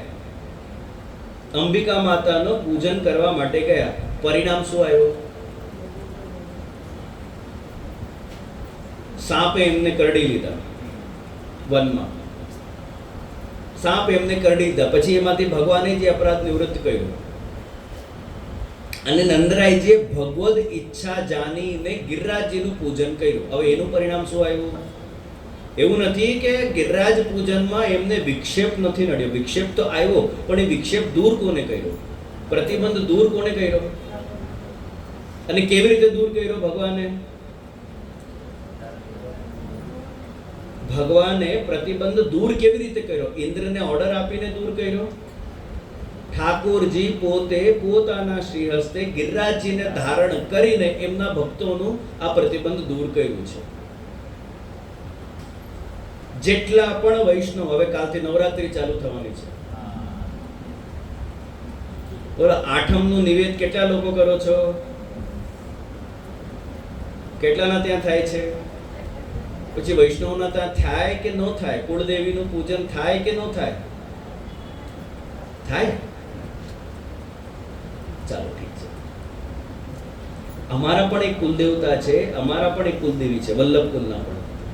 બરાબર? તમને ખબર છે કોણ છે? એમનો ફોટો પણ જોયો છે અમારા ત્યાં હવેલીઓમાં કે અમારી બેઠકોમાં કે અમારા રૂમોમાં? તો શું લાગે છે કે અમને અપરાધ નથી લાગતો કે લાગે છે કુળદેવીનો? અમે તો કઈ નથી, અમને કઈ કરતા જોયા છે કુળદેવીનું કે કુળદેવતાનું? અમારા પણ છે, એવું નથી કે અમારા કુળદેવી નથી, અમારા પણ કુળદેવી છે, અમારા પણ કુળદેવતા છે, પણ અમે કઈ નથી કરતા એમનું. અમને અપરાધ લાગે છે? જેટલા પણ અન્ય દેવી દેવતા છે, ઇન્ક્લુડિંગ કુળદેવી કુળદેવતા, જેટલા પણ દેવી દેવતા છે એ મહેમાન જેવા છે. મહેમાનને પ્રસંગમાં બોલાવો, આદર સત્કાર કરો, પ્રસંગ પતે એટલે જય શ્રી કૃષ્ણ. કાયમ ઘરમાં બેસાડીને રાખશો તો ઘરની શાંતિ ભંગ થઈ જશે. હવે બધાએ પોતપોતાની રીતે વિચાર કરી લેવો કે એવા કયા ટાઈપના મહેમાન છે કે જેમને જો ઘરમાં બેસી જાય 12 મહિના તો ઘરની શાંતિ ભંગ થઈ જશે. કુળદેવી કુળદેવતાનું પૂજન આપણા ત્યાં અન્યાશ્રય રૂપ છે, આપણા ત્યાં નહીં થાય. ક્યાં થાય છે? ખાલી વૈદિક પ્રસંગોમાં થાય છે. વૈદિક પ્રસંગોમાં એમને તમે આવાહન કરો, એમનું સ્થાપના કરો, પ્રેમથી એમને ભોગ ધરો અને પ્રેમથી જ્યારે પ્રસંગ પતે એટલે એમનું વિસર્જન કરી દો. એમાં એમની પણ મર્યાદા રહે છે અને તમારો પણ ધર્મ તમે નિભાવી શકો છો. પાછો એ કુળદેવીનો પ્રસાદ લેવાય નહીં. કુળદેવીનો જો પ્રસાદ લો તો પણ તમને અન્યાશ્રયનો દોષ લાગે છે. અમારા ત્યાં પણ જ્યારે અમે કુળદેવતા સ્થાપના કરીએ, ગણેશ સ્થાપના કરીએ તો ઠાકોરજીનું જ પ્રસાદી એમને ધરીએ છીએ. ઠાકોરજીની જ પ્રસાદી કંકુથી એમનો તિલક થાય છે. ઠાકોરજીની જ પ્રસાદી માળાથી એમને અમે માળાજી ધરાવીએ અને ઠાકોરજીની જ પ્રસાદી આરતીથી એમની આરતી થાય છે. ઠાકોરજીનો જ ભોગ એમને પ્રસાદી આવે છે, પણ એ ભોગ પછી અમે પાછળથી લેતા નથી. એ ભોગ અમે અમારા કોઈ કર્મચારીઓને આપી દઈએ છીએ.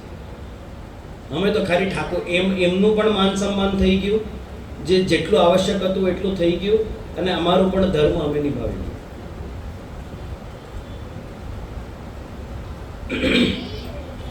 અગર જો તમને ચલો આ પ્રવચન સાંભળ્યા પછી હવે તમે નક્કી કરો કાલથી હવે નવરાત્રી ચાલુ, અમે કોઈ દેવીનું પૂજન કરશું નહીં, આઠમનો નિવેદ અમે કરીએ નહીં, એ જે અમારું નિવેદ છે એ અમે અમારા કુટુંબમાં કોઈ બીજાને અમે પધરાવી દેશું જે હજી વૈષ્ણવ બન્યા નથી. બરાબર? હવે તમે નક્કી કરી લીધું કાલથી કોઈ પૂજન તમે કરવાના નથી. બરાબર? હવે જો તમારા જીવનમાં કોઈ વિપરીત સંજોગો આવ્યા,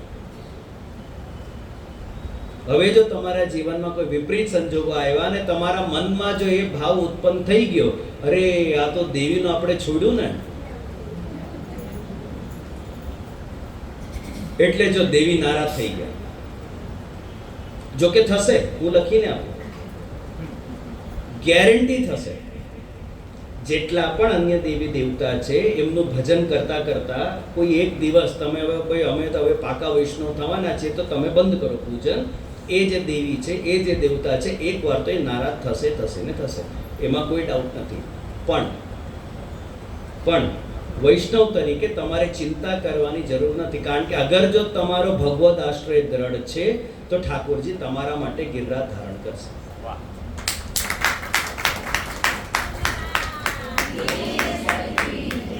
અને તમારો રક્ષણ કરશે. પણ જો તમારો આશ્રય ઠાકોરજીમાં દ્રઢ નથી, તમે સોમવાર એક જગ્યા જાઓ, મંગળવાર એક જગ્યા જાઓ, બુધવાર એક જગ્યા જાઓ, ગુરુવાર એક જગ્યા જાઓ, શુક્રવાર એક જગ્યા જાઓ, શનિવાર એક જગ્યા જાઓ, રવિવાર એક જગ્યા જાઓ, તો આવા વારાફરતી આમ ફરતા ફરતા જીવ માટે ઠાકોરજી ગિરરાજ ધારણ કરતા નથી. જે 7 દિવસ ઠાકોરજી પાસે જાય છે એમના માટે જ પ્રભુ ગિરરાજી ધારણ કરે છે. 12 મહિના જે ઠાકોરજી પાસે જાય છે એમના માટે પ્રભુ ગિરરાજ ધારણ કરે છે. બાકીઓ માટે પ્રભુ ગિરિરાજજી ધારણ કરતા નથી. એટલે જો તમે અન્યાશ્રયમાં છો, અત્યાર સુધી જો તમે અન્યાશ્રય કરી રહ્યા છો ને આજથી તમે વિચાર કરો કે હવે હું અન્યાશ્રય નહીં કરું, હું ફક્ત ને ફક્ત ઠાકોરજીની જ સેવા કરીશ, ઠાકોરજીનો જ પ્રસાદ લઈશ ને ઠાકોરજીને જ હું ભજીશ,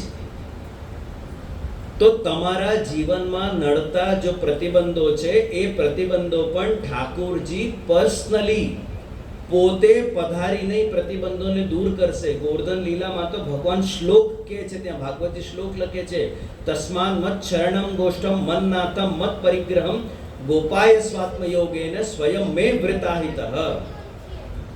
ભગવાન શું કહે છે કે અહીંયા તસ્માન મત શરણમ, આ મારા શરણમાં આવ્યા બધા લોકો છે, મારા શરણમાં આવ્યા છે આ લોકો. મન્નાથમ, મને જ એ લોકો નાથ માને છે. નાથ એટલે નાથ ક્યારે કહેવાય? નાથ એટલે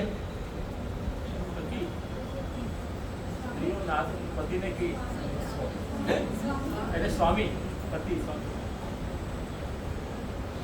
નાથનો મતલબ જેની આગળ યાચના કરાય એ નાથ. પતિને શું કામ નાથ કહેવામાં આવતો તો આવતું તો હમણાં કોઈ નથી કહેતા, હવે તો નામ લઈને કે એ નાથ વાત બધું હવે પતી ગયું.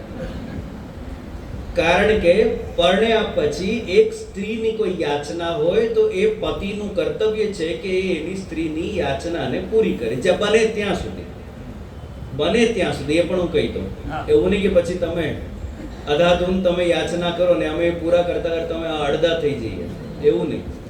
બને ત્યાં સુધી એક સ્ત્રી એને પતિની આગળ જ એમને બધી યાચનાઓ કરવી જોઈએ. એટલે પેલા પતિને પણ નાથ કહેવામાં આવતું હતું, કારણ કે નાતૃ યાચનાયામ, યાચના જેની આગળ યાચના કરાય એ નાથ. અહીંયા ભગવાન શું કહે છે કે આ લોકો મારી આગળ જ યાચના કરે છે, મારા સિવાય એ લોકો સોમવાર એક જગ્યા જાય ને મંગળવાર એક જગ્યા જાય એવું નથી. અને જેટલું પણ થોડું ઘણું હતું એ ભગવાને નિવૃત્ત કરી દીધું. અંબિકાજીનું કહો કે પછી કાત્યાયની વ્રત કહો, એ બધું ધીમે ધીમે ભગવાને એમનું અન્યાશ્રય છોડાવી દીધું. તો આ લોકો મારી પાસે જ યાચના કરે છે, હું એ લોકોનો નાથ છું, આ મારા પરિકરના લોકો છે, હું એમનું રક્ષણ કરીશ, હું એવી પ્રતિજ્ઞા લઉં છું. આમ બોલતા બોલતા ભગવાન ગિરિરાજજીને ધારણ કરે છે એમના ભક્તો માટે. અને આ કાર્ય ભગવાને પોતાના શ્રીઅંગથી કર્યું છે. આ વ્રજલીલાનું આ બહુ મોટું મહત્વનું વિષય છે. વ્રજલીલામાં ભગવાને ક્યારે પણ શસ્ત્રનો પ્રયોગ કર્યો નથી. કોઈને ઓર્ડર આપીને ભગવાને કાર્ય કરાવ્યો નથી, કર્યો છે પોતે, પર્સનલી કર્યો છે ભગવાને. તમે ચેન્નઈ આવો, મને મળવા હવેલીમાં આવો. એક વૈષ્ણવને હું કહું કે મુખિયાજી આને પ્રસાદ આપી દેજો, 4 લડ્ડુ એને આ બાંધીને આપી દેજો, અને એક વૈષ્ણવને હું મારા હાથેથી 4 લડ્ડુ આપું. બોલો બંનેમાં શું અંતર? એને પણ 4 લડ્ડુ મળ્યા છે ને આને પણ 4 લડ્ડુ જ મળ્યા. એવું નથી કે એને 4 નું 5 થઈ ગયું કે આનું 4 નું 5 થઈ ગયું, નહીં, બંનેને 4 લડ્ડુ જ મળ્યા છે. ફલ બંનેનું સમાન છે, પણ અંતર શું રહી ગયું એમાં? સ્નેહનું અંતર છે. કે આને તો મુખિયાજી આપે તોય રાજી થઈ જશે, આને તો હું લક્ષ્મીજી દ્વારા અપાવી દઉં તોય રાજી થઈ જશે, એને મારી સાથે કોઈ સ્નેહ નથી, એને તો લડ્ડુમાં સ્નેહ છે. તો ત્યારે ભગવાન કોઈના થ્રુ અપાવે, હા ભાઈ લે જા. પણ જેને લડ્ડુમાં સ્નેહ નથી, પણ જેને મારામાં સ્નેહ છે ને, એ જો લડ્ડુ નહીં ખાતો હોય ને તો પણ હું જો આપું તો ખાઈ લેશે. એને જો લડ્ડુ નહીં ગમતું હોય, અમારા ત્યાં છે ને વિવાહમાં આમ તો સવારથી લઈને રાત સુધીમાં વ્રત કરવામાં આવે છે. જે દિવસ અમારા ત્યાં વિવાહ હોય ને એ દિવસ વ્રત કરવામાં આવે, બરાબર. અને રાતે જ્યારે વિવાહ અંતરપટની વિધિ થઈ જાય એના પછી પ્રીતિ ભોજ થાય છે. તો દુલ્હા દુલ્હન એક જ થાળીમાં બેસીને જમે અને એકબીજાને જમાડે, બરાબર. હવે બરાબર મારા લગ્નના ટાઈમમાં જ્યારે પ્રીતિભોજ થવાનો ત્યારે એકદમથી કરંટ જતું હતું, અંધારું હતું. હવે મારે બહુજીને અરોગાવાનું ને બહુજીએ મને અરોગાવાનું. ઠીક છે, મેં તો અરોગાવી દીધું. હવે એક વસ્તુ એવી છે, મને છે રીંગણ ભાવતા નથી, 12 માસ નથી ભાવતા, ખાલી ચાતુર્માસ નહીં, મને રીંગણ ભાવતા નથી. હવે અંધારામાં બહુજીના હાથમાં રીંગણ જ આવ્યો. અને એની રેકોર્ડિંગ છે. પાછળ મારા અમ્માજી કહે છે કે બેટા આ નહીં કરીને આ નહીં ખવડાવતી એ રીંગણ છે નહીં ખવડાવતી, પણ એમને ખવડાવી દીધું. ઓફકોર્સ મેં પ્રેમથી પણ ખાધું. કારણ કે રીંગણ ઉપર દૃષ્ટિ નહોતી, ખવડાવવાવાળા ઉપર દૃષ્ટિ હતી એટલે ખાઈ લીધું. એટલે કહેવાનું તાત્પર્ય એ છે કે જો તમે ફલ ઉપર દૃષ્ટિ રાખો કે ભગવાન મને આ આપવું, મને આ આપે ને ભગવાન આ આપે, તો ભગવાન ડાયરેક્ટ નહીં આપે, કોઈ મુખ્ય પિતૃ દ્વારા અપાવી દે કે અથવા તો કોઈ બીજા નતરું તમને અપાવી દે. પણ જ્યારે તમારી દ્રષ્ટિ ભગવાન ઉપર હોય છે ત્યારે ભગવાન પોતે તમારું કાર્ય કરે છે. મન્નાથમ મત પરિગ્રહમ ગોપાય સ્વાત્મ યોગેન સ્વયં મે વ્રતાહિત, હું પોતે કરીશ. અને એવી પ્રતિજ્ઞા લઈને ભગવાન તમારા માટે ગિરરાજ ધારણ કરે છે. તમને એક વસ્તુ ખબર છે, આપણા સંપ્રદાયમાં એક વાત બહુ પ્રચલિત છે, જ્યાં ભગવાન બિરાજે એ જ બ્રજ છે. સાંભળ્યું છે આ વાક્ય? કેમ આવું કહેવાય છે? આવું કેમ કહેવાય છે આપણે કે જ્યાં ભગવાન બિરાજે ત્યાં જ બ્રજ છે?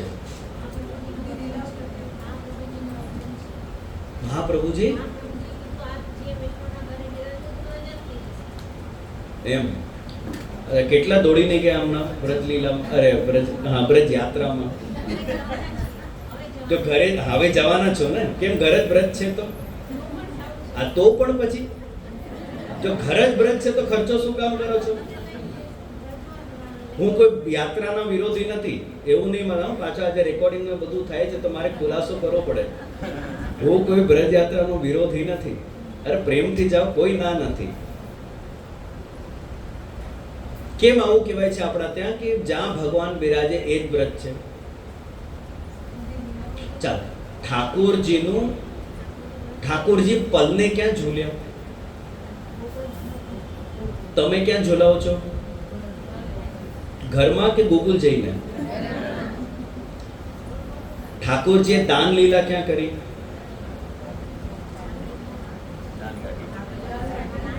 દાન ઘાટી, સાંકડી ખોર. તમે દાનનું દહીં ક્યાં આરોગાવો છો? દાન ઘાટી જઈને, સાંકરી ખોર જઈને કે ઘરે? શરદ પૂનમ આવશે, ઠાકોરજીએ રાસ ક્યાં કર્યો? તો હવે રાસની સજાવટ તમે ચંદ્ર સરોવર જઈને કરો છો કે ઘરે? ઠાકોરજીએ અન્નકૂટ ક્યાં આરોગ્યા? જતીપુરા. હવે ઠાકોરજીને તમારે અન્નકૂટ કરવું હોય તો તમે જતીપુરા જાઓ છો કે ઘરે? એટલે જ આપણા ત્યાં કહેવાયું કે જ્યાં ઠાકોરજી બિરાજે છે એ જ બ્રજ છે. કારણ કે વ્રજમાં જેટલી ભગવાન લીલાઓ કરે છે એ બધી જ લીલાઓ ભગવાન તમારા ઘરે પણ કરે છે. પણ આની સાથે ને સાથે એક વસ્તુ હજી તમારે યાદ રાખવાની કે અસુરોનું ઉત્પાદ પણ વ્રજમાં જ થયું છે. બહુ આમ ફૂલાઈ નહીં જ હા અમારું ઘર બ્રજ છે, પૂતના આવશે, કદાચ છે પણ.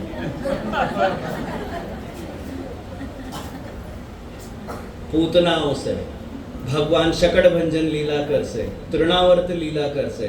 તમારી દૃષ્ટિ ખાલી આ ગૌચારણ, દાન લીલા, અન્નકૂટ, રાસ લીલા આના ઉપરથી દૃષ્ટિ બરાબર છે, કોઈ ના નથી, પણ આ બધી પણ ભગવાનની લીલાઓ છે. અસુરોનો ઉત્પાદ પણ વ્રજમાં જ થાય છે. એટલે જો તમે ઠાકોરજીને, હું એક બહુ મજાની વસ્તુ કહું, તમને ખબર છે નંદરાયજી યશોદાજીની ઉંમર કેટલી હતી જ્યારે ભગવાનનું પ્રાગટ્ય થયું? 80-85 વર્ષ. બરાબર. એટલે આજની તારીખના હિસાબે આપણે સિનિયર સિટીઝન કહી શકીએ, બરાબર? આજની તારીખમાં, ત્યારે તો નહોતા સિનિયર સિટીઝન, પણ આજના હિસાબે કહો તો 80-85 ની આસપાસ જો ભગવાનનું પ્રાગટ્ય થયું, 80-85 વર્ષ સુધી તો નંદરાયજી યશોદાજી આનંદમાં હતા. કોઈ અસુરોનો ઉત્પાદ નથી, આરામથી ગોકુળમાં રહેતા હતા. ભગવાનનો પ્રાગટ્ય થયો, વસુદેવજી ટોપલામાંથી ભગવાનને પધરાઈને ગયા. છઠ્ઠા દિવસે, હજી તો 6 દિવસ નથી થયા ભગવાનનું પ્રાગટ્ય થઈને પૂતના આવી ગઈ.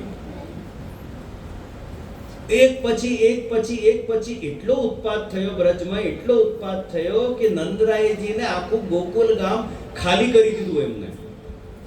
અને ખાલી કરીને બરસાના પાસે આપ જઈને પછી એક નવું ગામ વસાવ્યું જેનું આજનું નામ છે નંદગામ.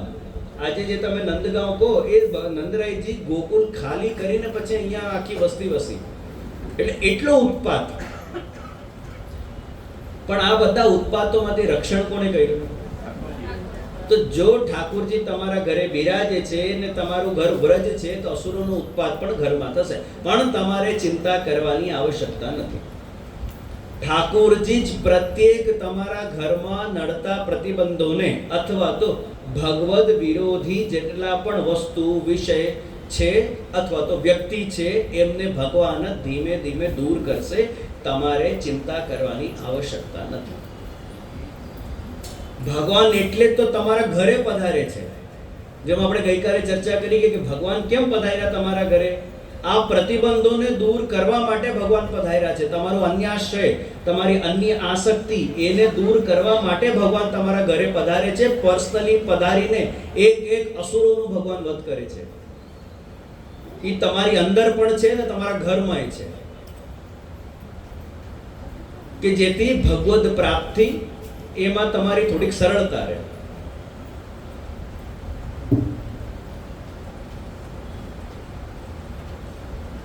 તો જે વૈષ્ણવે હજી ઠાકોરજી પુષ્ટાવ્યા નથી એમને હું ડિસ્ક્લેમર આપી દઉં છું કે જો તમારે પુષ્ટાવાની ઈચ્છા હોય તો ભલે પ્રેમથી પુષ્ટાવો, પણ છઠ્ઠા દિવસે તમારા ઘરે પણ પૂતના આવશે, તૃણાવર્ત આવશે, બકાસુર આવશે, અઘાસુર આવશે, કંસ પણ હશે તમારા ઘરમાં જ. પણ તમારે ગભરાવાની જરૂર નથી. નંદરાયજી યશોદાજી આમ ગભરાતા નહોતા, કારણ કે એમને ખબર હતી કે ભાઈ ઠાકોરજી બધું જ પૂરું કરશે અને બધાનું બધું પૂરું કરે જ છે. ઠાકોરજી કોઈનું બાકી રાખતા નથી. તમારો ભાવ ધીમે ધીમે ઠાકોરજીમાં દ્રઢ થાય. ઠાકોરજી એવી જ બધી લીલાઓ કરે છે. જે દિવસ ઠાકોરજી તમારા ઘરે પધાર્યા એ દિવસથી લઈને આજ સુધીમાં તમારો ભાવ ભલે ઓછો પણ દ્રઢ થયો કે નહીં? તો એ કેવી રીતે દ્રઢ થયું? જેટલા પણ ભગવદ વિરોધી વિષયો હતા એમને ભગવાને ધીમે ધીમે દૂર કર્યા કે નહીં કર્યા? સ્પીડ ઓછી છે આપણી. ગોપીજનો કરતા 84-252 કરતા આપણી સ્પીડ ઓછી છે, પણ છતાં આપણે આગળ વધી છે કે પાછળ જઈ રહ્યા છે? જો તમે મહાપ્રભુજીની આજ્ઞા મુજબ પ્રભુની સેવા કરો તો ધીરે ધીરે ભગવાન આપણા જીવનમાં નડતા પ્રતિબંધોને દૂર કરે છે. એ પછી લૌકિક હોય, વૈદિક હોય કે અલૌકિક હોય, ભગવાન બધું દૂર કરે છે. તો મૂળ અહીંયા કહેવાનું તાત્પર્ય એ છે કે પ્રત્યેક પ્રકારની ચિંતાનો ત્યાગ કરીને તમારા કર્તવ્યોને સમજો ને કર્તવ્યોનું નિર્વહન કરો, કર્તવ્ય નિભાવો. ભગવાન માત્ર અલૌકિક નહીં પણ લૌકિક અને વૈદિક પણ જ્યાં તમારો સિદ્ધ કરી આપે છે એને પુષ્ટિ માર્ગ કહેવાય. અહીંયા આપણો બીજો શ્લોક પૂરો થાય છે. હજી થોડુંક સમય છે ને આપણે પાસે. ત્રીજા શ્લોકમાં શ્રી હરિરાયજી આજ્ઞા કરે છે કે યત્રાંગે કરણે નૈવ યોગ્યતાદિ વિચારણમ અવિલંબ પ્રભુ કૃતઃ પુષ્ટિ માર્ગસ્ય કથ્યતે. ઠાકોરજી જ્યારે જીવ પર કૃપા કરે છે, કૃપા કરતા પહેલા ઠાકોરજી જીવની યોગ્યતા કે અયોગ્યતાનો વિચાર કરતા નથી. અને જ્યાં ઠાકોરજી અતિશય શીઘ્રતાથી જીવ પર કૃપા કરે છે એને પુષ્ટિ માર્ગ કહેવાય.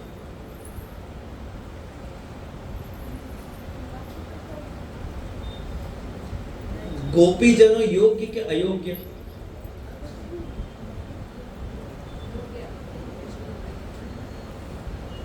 ભીડનીઓ યોગ્ય કે અયોગ્ય? ભીડની એટલે સમજ્યા? કોણ? ભીલની એટલે કોણ?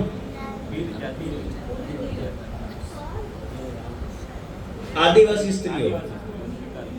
આદિવાસી સ્ત્રીઓ.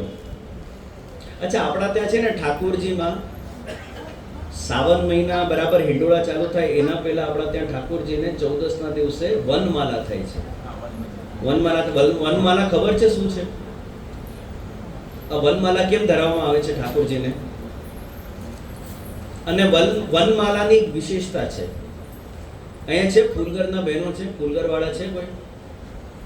વનમાલાની એક વિશેષતા છે. નોર્મલ જે તમે ઠાકોરજીની નિત્યમાં માળાજી સિદ્ધ કરો એમાં ને વનમાલામાં વિશેષતા છે. ખ્યાલ છે કોઈને?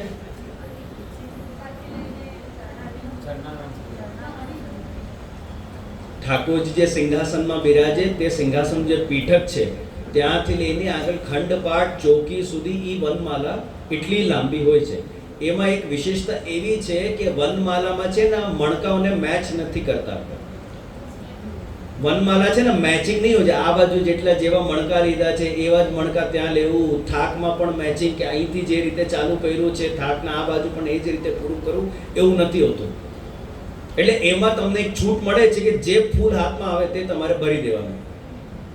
કારણ કે ભીલનીઓએ ઠાકોરજી જ્યારે વનમાં પધાર્યા હતા ત્યારે ભીલનીઓએ ઠાકોરજીને આવી જ રીતની માળા ધરાવી હતી. એમને માપ પણ ખબર નહોતી કે ઠાકોરજીને કેટલા સાઈઝની માળા ધરાવી, એટલે બહુ લાંબી થઈ ગઈ.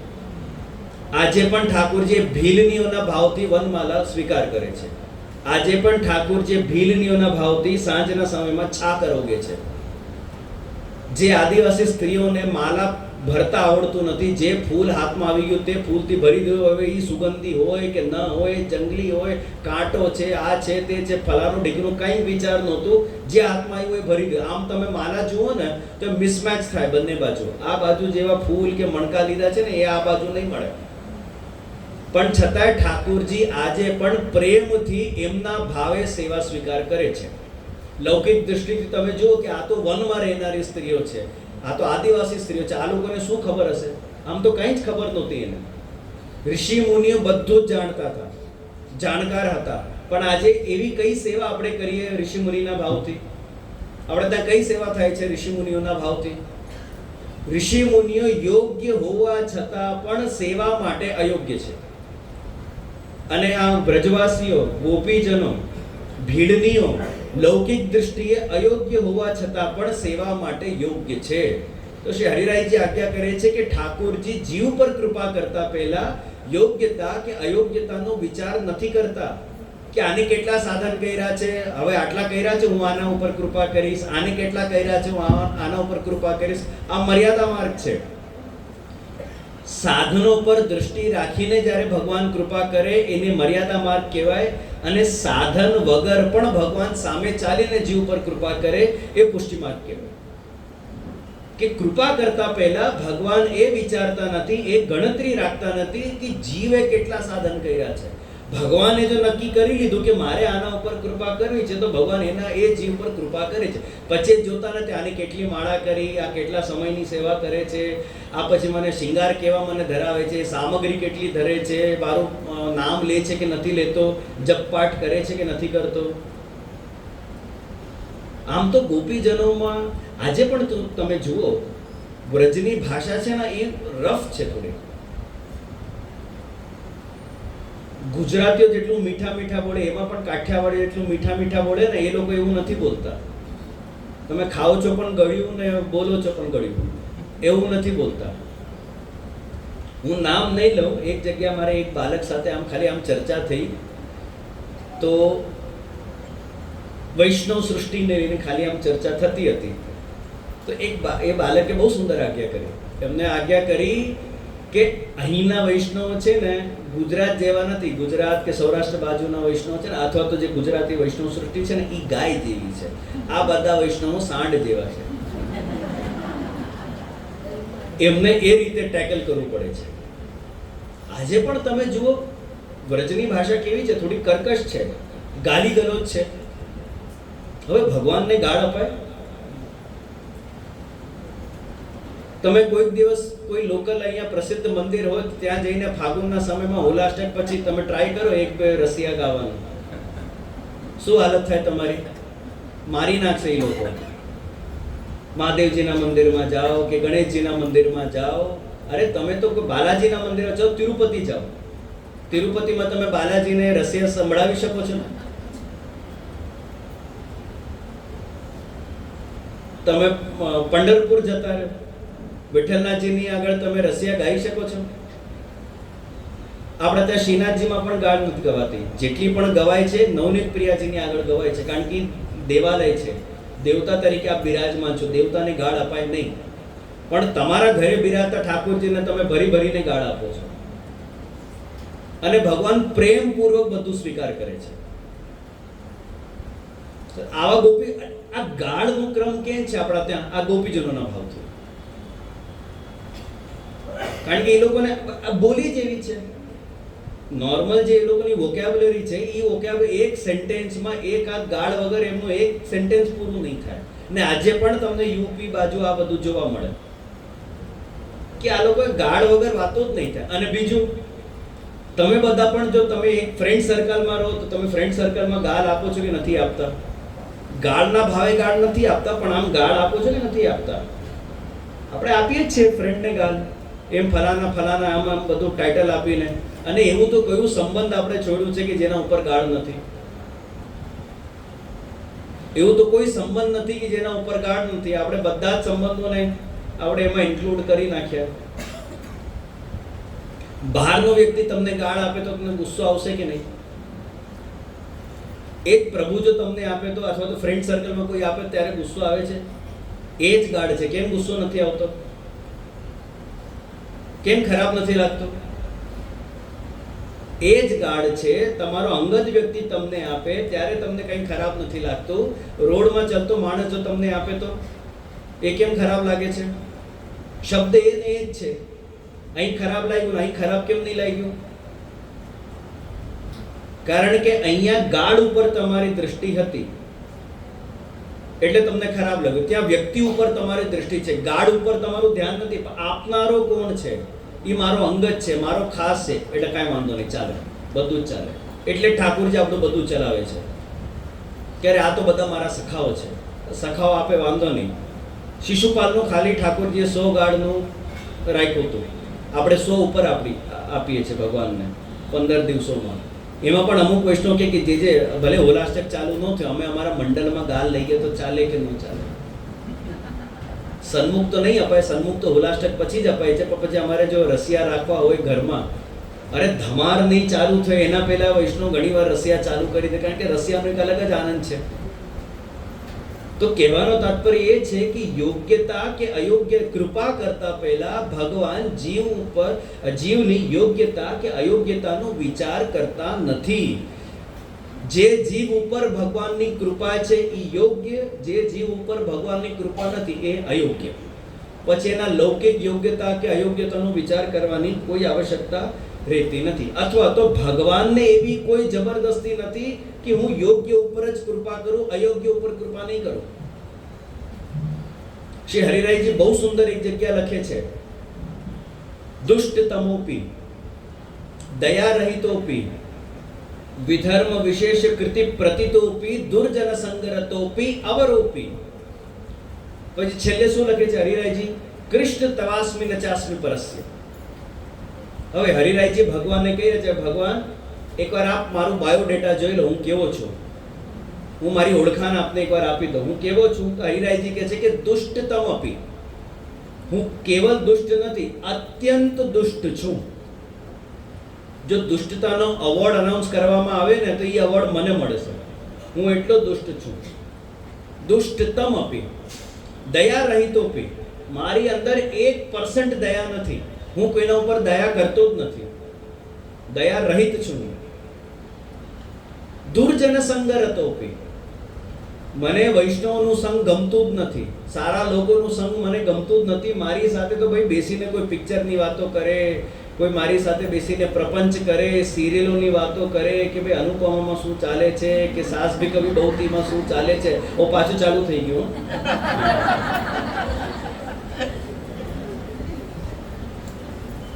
મને તો એવા જ લોકો ગમે છે. હું તો ઘણીવાર મજાકમાં કહું, પણ એ સત્યતા પણ છે એમાં. આમ તો મજાકની વસ્તુ છે પણ એ વસ્તુ સાચી પણ છે. જો તમને જાણકારી લેવી હોય કે તમારા ગામમાં શું ચાલી રહ્યું છે, કોના ઘરમાં શું ચાલી રહ્યું છે, કોઈ ન્યૂઝ, કોઈ પેપર પર ખર્ચો તમારે કરવાની જરૂર નથી. તમે અમારા મંદિરોમાં આવી જાઓ.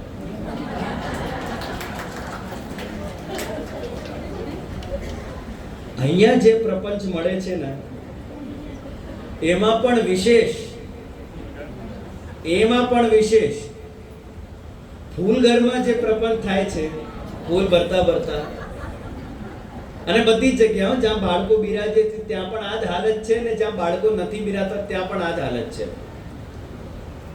અમુક વાર અમારા ફૂલ ઘરમાં એક બે વૈષ્ણવ ઓછા હોય તો હું પણ બેસી જાઉં છું, વહુજી પણ બેસે છે, અમને પણ સાથે લઈ લે છે. હવે જે આપને ખબર છે પેલાના ઘરમાં કેવું થયું? અરે ભાઈ, મારે કોઈ ઇન્ટરેસ્ટ નથી કોના ઘરમાં, શાંતિથી ફૂલ ભરો ને તમે. તો શ્રી હરિરાયજી શું કહે છે કે મને આવા જ લોકો ગમે છે.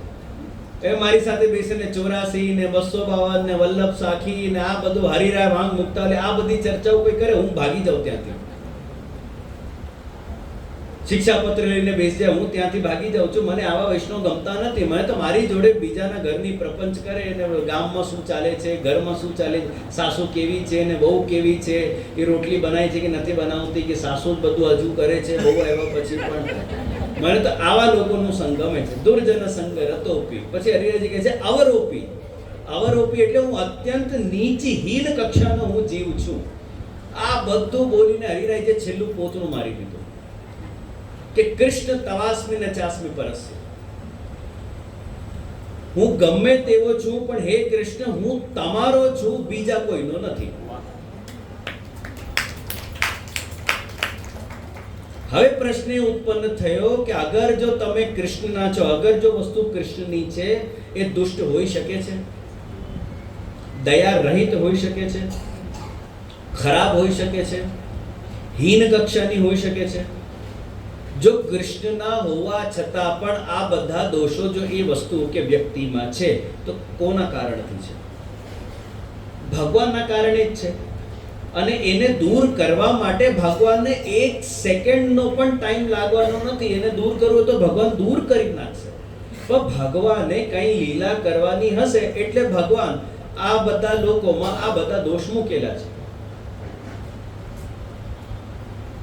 તો જ્યારે ભગવાને જીવ પર કૃપા કરવી હશે ત્યારે ભગવાનને વિચાર કરવાની જરૂર નથી કે આ તો બહુ દુષ્ટ છે, અરે આની અંદર દુષ્ટતા આવી ક્યાંથી? તમે લઈને આવ્યા. હીન કક્ષા, હીન ભાવના, આ બધું તમે લઈને આવ્યા ના, તમારી અંદર છે, ઇનબિલ્ટ છે. આ ક્યાંથી આવ્યું? ભગવાને મૂક્યું છે.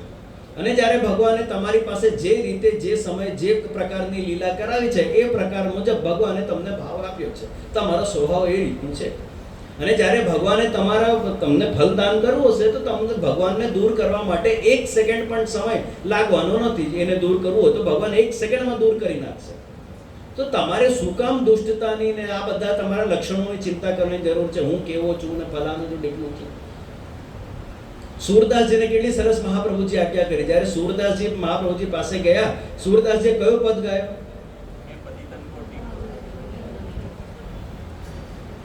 આપણે કેવા છીએ એ મહત્વનું નથી. પુષ્ટિ માર્ગમાં આપણે કેવા છીએ એ મહત્વનું નથી, ભગવાન કેવા છે એ મહત્વનું છે. દૃષ્ટિ તમારા પર નહીં રાખો, તમારા ગુણ કે દોષ ઉપર નહીં રાખો, ભગવાન પર રાખો. કારણ કે ભગવાનના કારણે આ ગુણ કે દોષ આપણી અંદર છે. અને આ બધા દોષ હોવા છતાં પણ પ્રભુ આપણા ઘરે બિરાજે છે કે નથી બિરાજતા? તો પછી શું કામ દોષોનું ચિંતન કરવાની જરૂર છે તમને? અને શું કામ પછી ભગવાન આ યોગ્યતા અને અયોગ્યતાનો વિચાર કરે? જે ભગવાનની સેવા કરે છે એ યોગ્ય, જે ભગવાનની સેવા નથી કરતો એ અયોગ્ય. વાત પતી ગઈ ત્યાં છે. જેના પર ભગવાનની કૃપા છે એ યોગ્ય, જેના પર ભગવાનની કૃપા નથી એ અયોગ્ય. તો ભગવાને કૃપા કરવા માટે આ બધું વિચારતા નહીં, આપણે આ બધું વિચાર કરીએ છીએ કે હવે ભાઈ આ યોગ્ય છે તો આની યોગ્યતા મુજબ કાર્ય સોંપવું, આ કાર્ય માટે અયોગ્ય છે તો આને આ બધું નહીં આપતા. આ તો લૌકિક વસ્તુ છે. કારણ કે યોગ્યતાનું સંપાદન તમે નથી કરી શકતા, ભગવાન કરી શકે છે. એટલે ભગવાન કૃપા કરતા પહેલા જીવની યોગ્યતા કે અયોગ્યતાનો વિચાર કરતા નથી. તમે ગમે તેટલા અયોગ્ય છો પણ છતાં પ્રભુ ઘરે બિરાજતા હોય તો તમારા કરતા યોગ્ય જીવ બીજો કોઈ નથી. અને ગમે તેટલા તમે લૌકિક દ્રષ્ટિએ યોગ્ય છો પણ જો પ્રભુની સેવા નથી કરતા, ઠાકોરજી તમારા ઘરે નથી બિરાજતા, તો હજી તમારા ઉપર હજી એ યોગ્યતા તમારી અંદર આવી નથી. અને હું બીજો પણ કહી દઉં, ઠાકોરજી તો પુષ્ટિ માર્ગમાં બ્રહ્મ સંબંધ સાથે ભગવત સેવા એ ઓટોમેટિક છે, બાય વન ગેટ વન જેવું. એ તો તમે રોકો છો ભગવાનને ઘરે આવવામાં, ભગવાન નથી રોકતા. ભગવાન તો તૈયાર છે તમારા ઘરે પધારવા માટે. તમે જે દિવસ બ્રહ્મ સંબંધ લીધો એ દિવસ ઠાકોરજી તૈયાર છે તમારા ઘરે પધારવા માટે. એ તો આપણે ભગવાનને દ્વાર પર ઠાડા રાખ્યા છે, નાના જીજી હજી અમારી અનુકૂળતા નથી, અત્યારે અમારું આમ છે ને તેમ છે ને આ ફલાનું ને ઢીકનું ને આ ને તે બધું આપણે ભગવાનને રોકીએ છીએ. ભગવાન તો તૈયાર છે આપણા ઘરે પધારવા માટે.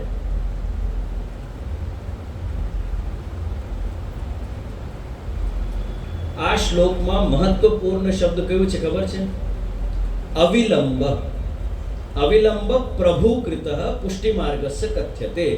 અને જ્યારે જીવ પર ઠાકોરજી કૃપા કરે છે યોગ્યતા કે અયોગ્યતા જોયા વગર, તો ઠાકોરજી પુષ્ટિ જીવો ઉપર ફટાફટ કૃપા કરે છે. અવિલંબ એટલે કોઈ પણ દેરી વગર, કોઈ પણ રૂકાવટ વગર એકદમ તરત જ ઠાકોરજી પુષ્ટિ જીવો ઉપર કૃપા કરે છે. મર્યાદા જીવો ઉપર ઠાકોરજી અમુક સાધન પછી કૃપા કરે છે, પણ પુષ્ટિ જીવો ઉપર તો ઠાકોરજી તરત જ કૃપા કરે છે. જેમ મેં ગઈકાલે પણ તમને કીધું કે ભાઈ નંદરાયજી યશોદાજીએ તો આટલા વર્ષ તપ કર્યા અને આટલા વર્ષ તપ થયા પછી એમને ભગવત પ્રાપ્તિ થઈ, ઠાકોરજી એમના ઘરે પુત્રના રૂપમાં પધાર્યા. આપણે કાંઈ નથી કહ્યું, છતાંય ઠાકોરજી આપણા ઘરે બિરાજે છે. અવિલંબ, શીઘ્રતાથી, અત્યંત શીઘ્રતાથી ઠાકોરજી આપણા ઘરે પધારી ગયા. એ તો આપણે રોકી દીધા તો ઠાકોરજી રોકાઈ ગયા. ના ઠીક છે, વાંધો નહીં, તું જ્યારે કહેશે ત્યારે ઘર તારું છે. ભલે બ્રહ્મસંગ મંત્રમાં તમે બોલો, તો ઘર તો ખરેખર તો પધરામણીની વિનંતી પણ કેવી કરો છો? જે મારા ઘરે પધારજો. કોના ઘરે? ઠાકોરજી ના કે તમારા? ઘર કોનું?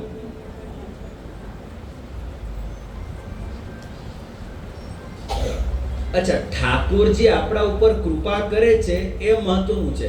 હવે ધીમે ધીમે કરે કે જલ્દી કરે એનાથી શું લેવા દેવા? અહીં કેમ હરિરાયજી અલગથી અવિલંબ શબ્દ લખ્યો? ભાઈ પુષ્ટિજી ઉપર ઠાકોરજી શીઘ્રતાથી કૃપા કરે છે. હવે ઠાકોરજી કૃપા કરે એ જ બહુ મોટી વસ્તુ છે. હવે જલ્દી જલ્દી કરે કે ધીમે ધીમે કરે એનાથી શું ફરક પડે છે? શું ફરક પડે છે એનાથી? ચાલો, કોઈ પણ કાર્ય દર્શનનો સમય થવાનો છે, બરાબર? હવે દર્શનનો આરતી થઈ ગયા, હવે ટેરો આવવાની તૈયારી છે. એક વૈષ્ણવ દોડીને આવે છે કે ના ના મારે દર્શન કરવું છે, અને એક વૈષ્ણવ આરામથી ચાલીને આવે છે. બોલો, બંનેમાં શું ફરક? બંને દર્શન કરવા જ આવે છે, પણ એક દોડી દોડીને આવે છે ને એક શાંતિથી આવે છે. બંનેમાં શું ફરક?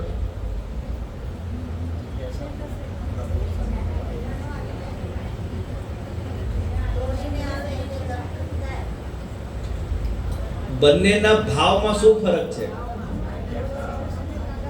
એક નોર્મલી ચાલીને જ આવે છે, ભાઈ ઠાકોરજીની ઈચ્છા હશે થઈ જશે, અને એક દોડીને આવે છે કે ના ના મારે ઠાકોરજીના દર્શન કરવા છે. બોલો, બંને એમાં શું ફરક? એ તો મેં કહી દીધું અમને, એ જવાબ નહોતો.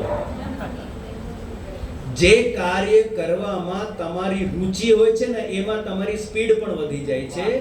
જે કાર્ય કરવામાં તમારી રુચિ નથી રહેતી એમાં ઓટોમેટિકલી સ્પીડ ઘટી જાય છે. એટલે તો તમને સેવામાં મોડું થાય છે. કેમ તમને સેવામાં મોડું થાય છે? કારણ કે રુચિ નથી. 2-3 વાગ્યા સુધી સેવાના ઠીકાના નથી. આમ જુઓ તો પછી ખાલી મિશ્રિત થયો છો, તો પછી 3 ક્યાં વાગી ગયા તમને? કારણ કે મનુષ્યનો સ્વભાવ છે, જે કાર્ય કરવામાં આપણી રુચિ નથી હોતી અથવા તો ઓછી રુચિ હોય છે ને, હાથ પગ છે ને થોડાક આમ ઢીડા પડી જાય છે અને ફૂર્તિથી કામ થતું નથી, જકડી જાય છે. અને જે કાર્ય, હવે નવરાત્રી કાલથી, હવે ફૂર્તિ જુઓ. કે જેટલા પણ ખુરશીમાં બેઠા છે 2 કલાક તમે દાંડિયા નથી રમતા, ત્યારે પગનો વિચાર નથી આવતો તમને? ત્યારે પગનો વિચાર નથી આવતો કે અરે અમે તો ગરડા થયા, અમારાથી ક્યાં થાય? જેવું પણ થાય તેવું કરો છો કે નથી કરતા? અને સેવામાં અમારાથી થતું નથી, હવે તો ઉંમર થઈ ગઈ, હવે તો ગરડા થયા. શુદ્ધ પુષ્ટિ જીવ ક્યારે ગરડા થતા નથી. શેઠ પુરુષોત્તમ દાસની વાર્તા આનું પ્રમાણ છે. અને જો તમે સેવામાં માની લો કે અમે ગરડા થઈ ગયા, તો નક્કી વાત છે કે તમે શુદ્ધ પુષ્ટિ જીવ નથી.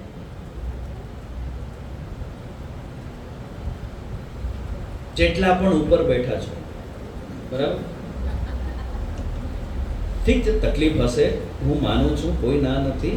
બેસો ઉપર, પ્રેમથી બેસો. બાજુમાંથી સાપ નીકળશે તો હવે શું કરશો? ત્યારે પગનો વિચાર આવશે કે પ્રાણનો વિચાર આવશે?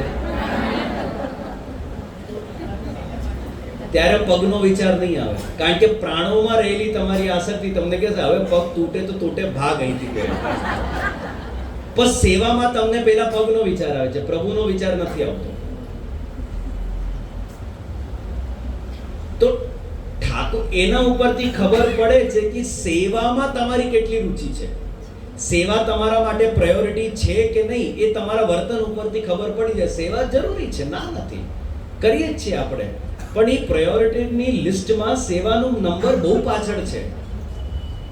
બીજી બધી વસ્તુઓ આપણા માટે બહુ જરૂરી છે ને પછી સેવાનો સમય છે.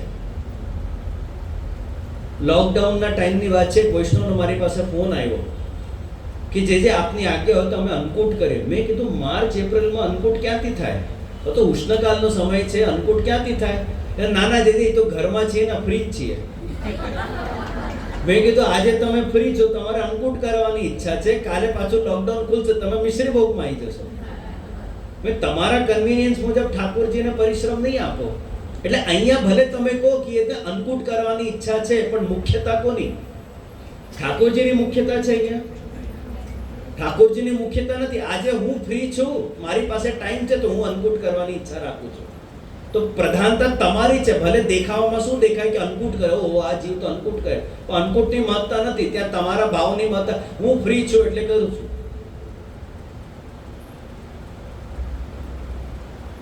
સવારે 5 વાગ્યાની ટ્રેન કે પ્લેન પકડવાનું હોય ના, એ છોડો ને, લગન હોય, બરાબર? સેવાના ટાઈમની સાથે લગનનું પણ મુહૂર્ત છે. લગન પણ એ ટાઈમે છે જે તમારી સેવાનો સમય છે. હવે શું કરવું? લગન અટેન્ડ કરવા કે સેવા કરવી? એનો રસ્તો શું? એનો રસ્તો શું? સેવાય જરૂરી છે, લગન અટેન્ડ કરવા જરૂરી છે, વ્યવહાર છે આપણો. હવે એનો રસ્તો શું? સેવા વેલી પહોંચીને આપણે લગન અટેન્ડ કરવા જશું. બહુ સુંદર. તમે સેવાને મહત્વ આપ્યું કે લગનનું મહત્વ આપ્યું? અહીંયા સેવાની મહત્તા છે કે લગનની મહત્તા છે? સેવાની મહત્તા નથી, લગનની મહત્તા છે. તમે ઠાકોરજીનું ટાઈમ ફેરવી નાખ્યું. કેમ? કારણ કે આ ટાઈમે મારે લગનમાં જવાનું છે. તો ભલે ક્રિયાથી તમે સેવા પહેલા કરીને પછી તમે લગનમાં ગયા, પણ મનમાં પ્રધાનતા સેવાની હતી, પ્રધાનતા લગનની હતી. જમણવાર નહીં છૂટવું જોઈએ. જો હું સેવા પહોંચીને જઈશ તો કદાચ પંગત ફરી જશે. તો ભલે ક્રિયાથી તમે સેવા પેલી કરી, પણ સેવાની પ્રધાનતા છે, ક્રિયાની, આ લગનની પ્રધાનતા છે.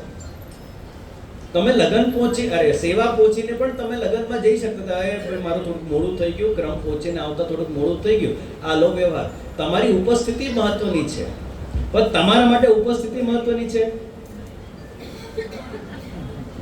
હું ચેલેન્જ કરીને કહું, ઘણીવાર તમને દુલ્હા દુલ્હનનું શકલ પણ ખ્યાલ નહીં હોય.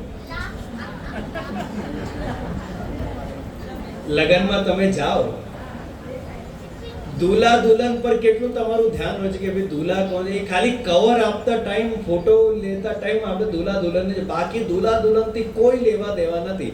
આપણે સજાવટ જોઈએ, મેન્યુ જોઈએ, કેટલું આઈટમ છે, શું છે, શું નથી, આ બધા વિષયો પર આપણું ધ્યાન હોય છે. દુલ્હા દુલ્હન જેનું લગ્ન છે, જેની પાછળ આ બધું આયોજન છે, એને જ આપણે પૂછતા નથી. અને એમાં પણ અમુક જગ્યાએ મેં જોયું છે, જેવું જમવાનું હોય ને એ રીતનું કવર હોય છે પાછું. જો જમવાનું બરાબર નથી હોતું ને તો એક 500ની નોટ ઓછી થઈ જાય છે અને એ જગ્યાએ 100ની નોટ આવી જાય છે. અને જમવાનું બરાબર હોય ને તો 100 રૂપિયા પણ વધારીને આપવામાં વાંધો નથી આવતો. કવર એના ઉપર નક્કી થાય છે. પાછા આપણે વિષયમાં આવીએ કે ઠાકોરજી ધીમે ધીમે કોના ઉપર કૃપા કરે ને શીઘ્રતાથી કોના ઉપર કૃપા કરે? ઠાકોરજી મર્યાદા માર્ગે ઉપર ધીમે ધીમે કૃપા કરે છે કે તું પહેલા આટલા સાધન કરીને આવ ને પછી હું તારા પર કૃપા કરીશ. અને ઠાકોરજી પુષ્ટિ માર્ગે ઉપર શીઘ્રતાથી કૃપા કરે છે. શીઘ્રતાથી કેમ કરે છે કૃપા? કારણ કે ઠાકોરજી પુષ્ટિ જીવોને પ્રિય છે. પુષ્ટિ જીવો ઠાકોરજીને પ્રિય છે. તમે વિચાર કરી જુઓ કે પુષ્ટિ જીવો માટે ઠાકોરજીના મનમાં કેટલું વાત્સલ્ય હશે, કેટલું પ્રેમ હશે કે કોઈ પણ યોગ્યતા જોયા વગર, કોઈ પણ સાધનો પર દૃષ્ટિ રાખ્યા વગર ઠાકોરજી તમારા પર કૃપા કરે છે. અને મર્યાદા માર્ગના જીવ ઉપર ઠાકોરજી થ્રુ ચેનલ, ભાઈ તું પહેલા આટલું કર, આમ કર, આ બધું થયા પછી હું તને આ ફલ આપીશ. પણ પુષ્ટિ જીવો ઉપર ઠાકોરજી કૃપા નથી કરતા. ઠાકોરજી શીઘ્રતાથી કૃપા કરે છે. તમારા સાધનો પર દૃષ્ટિ નથી રાખતા, તમારી યોગ્યતા પર દૃષ્ટિ નથી રાખતા, અયોગ્યતા પર દૃષ્ટિ નથી રાખતા. પ્રભુ ડાયરેક્ટ તમારા પર કૃપા કરે છે. તો એનાથી ખબર પડે છે કે ઠાકોરજીને આપણે કેટલા વહાલા છે, ઠાકોરજી કેટલો વહાલ કરે છે આપણને, ઠાકોરજીના મનમાં કેટલો વાત્સલ્ય છે આપણા પ્રત્યે. તમે રાસ પંચાધ્યાય જુઓ. રાસ પંચાધ્યાય, રાસમાં કોણ કોણ હતા? રાસમાં કોણ કોણ હતા? તમે બધા ભાગવતજી સાંભળ્યા છે? સાંભળ્યું છે કેટલી વાર?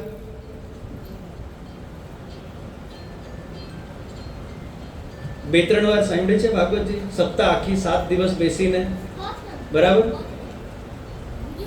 પરીક્ષિતે કેટલી વાર સાંભળી? એનો ઉદ્ધાર થયો કે નહીં? ને આપણો? તમે તો 7 દિવસની 7 વાર સાંભળી ગયા છો, હજી ઉદ્ધારના ઠેકાણા નથી. કેમ? ભાગવતજી પર જો આપણી શ્રદ્ધા હોય તો આપણને ભાગવતજી ફળે ને. ભજન કીર્તનમાં શ્રદ્ધા હોય તો ભાગવતજી ક્યાંથી ફળે? બોલો, રાસ પંચાધ્યાયમાં રાસમાં કોણ કોણ હતા? કેવલ ગોપીજન હતા? ભાગવતજી લખે છે, કેવલૈ નહીં ભાવેન ગોપ્યો ગાવો ખગા મૃગા યેન્યે મૂઢ દિયો નાગા સિદ્ધા મામી હું અંજસર. કોણ કોણ હતા રાસમાં? ગોપીઓ તો હતા. પછી ગાવો, ગાવો એટલે કેવલ ગાય નહીં, દૂધ આપનારી જેટલી પણ પ્રજાતિ છે એ બધા ગાઓની અંદર આવી ગયા. જેટલા પણ પશુ પક્ષીઓ જે દૂધ આપે છે એ બધા આવી ગયા એમાં. ગોપીઓ ગાવો ખગા મૃગા, પશુ પક્ષીઓ, એ બધા ઠાકોરજીના રાસ મંડળમાં ત્યાં શામિલ હતા. અને એ લોકોને ઠાકોરજી રાસ મંડળમાં શામિલ કરીને પરમ ફલની પ્રાપ્તિ કરાવી. હવે પરમ ફલની પ્રાપ્તિ એટલે શું? રાસમાં પરમ ફલ એટલે શું? પરમ ફલ કોને કહેવાય? સ્વરૂપાનંદ. હવે પશુ પક્ષીને કેવી રીતે? ચાલો હું બીજી રીતે પૂછું. ભગવાનના મુખ્ય 10 અવતાર છે. હવે એ 10 અવતારમાં સૌથી વધારે ભક્ત કયા અવતારના છે? સૌથી વધારે રામ અને કૃષ્ણ. સૌથી વધારે જે ભક્તો છે એ યા તો રામચંદ્રજીના અથવા તો ભગવાન શ્રી કૃષ્ણના છે. કેમ નરસિંહના એટલા ભક્તો નથી? કેમ વરાહના એટલા ભક્તો નથી? કેમ મત્સ્ય કુર્મના એટલા ભક્તો નથી? કેમ વામનના એટલા ભક્તો નથી? કેમ પરશુરામના એટલા ભક્તો નથી? કેમ કલ્કીના એટલા ભક્તો નથી? પિક્ચર પણ આવી ગઈ એમના ઉપર, તો એમના ભક્તો નથી. કેમ રામ અને કૃષ્ણના જ બધા ભક્તો છે? કેમ ભગવાનના બીજા અવતારના એટલા બધા ભક્તો નથી દેખાતા, અથવા તો એમના મંદિરો એટલા પ્રચલિત નથી? તો બીજા અવતારોમાં કાર્ય નહોતા કર્યા ભગવાને. કૂર્મ અવતારનું એકમાત્ર મંદિર છે આખા ભારત વર્ષમાં, આખા દુનિયામાં એકમાત્ર મંદિર છે કૂર્મ અવતારનું. રામચંદ્રજીના કેટલા મંદિર થઈ ગયા? કૃષ્ણના કેટલા મંદિર થઈ ગયા? થોડા ઘણા નરસિંહજીના એ છે. વરાહના કેટલા મંદિર થઈ ગયા? બહુ ઓછા છે. આમાં અમારા દક્ષિણમાં છે, ચેન્નઈ પાસે તમિલનાડુમાં એક વરાહ સ્વામીનું મંદિર છે. મેં જેમ તમને કહ્યું ને કે લેન્ડ ડિસ્પ્યુટ, તમારા બધા ત્યાં જઈને જો પૂજા અર્ચના કરો તો એ તમારા દૂર થઈ જાય. એ વરાહ ભગવાનનું જ મંદિર છે. જો કે હું ગયો નથી, મારો કેસ તો હજુ ચાલે છે, તો એનાથી ખબર પડે છે હું હજી એ મંદિર ગયો નથી. બોલો કેમ ભગવાનના બીજા અવતારોના એટલા મંદિરો નથી, બીજા અવતાર એટલા પ્રસિદ્ધ નથી, એટલા ભક્તો નથી? કેમ આવું ભેદભાવ કેમ? રામ અને કૃષ્ણના જ આટલા ભક્તો કેમ છે?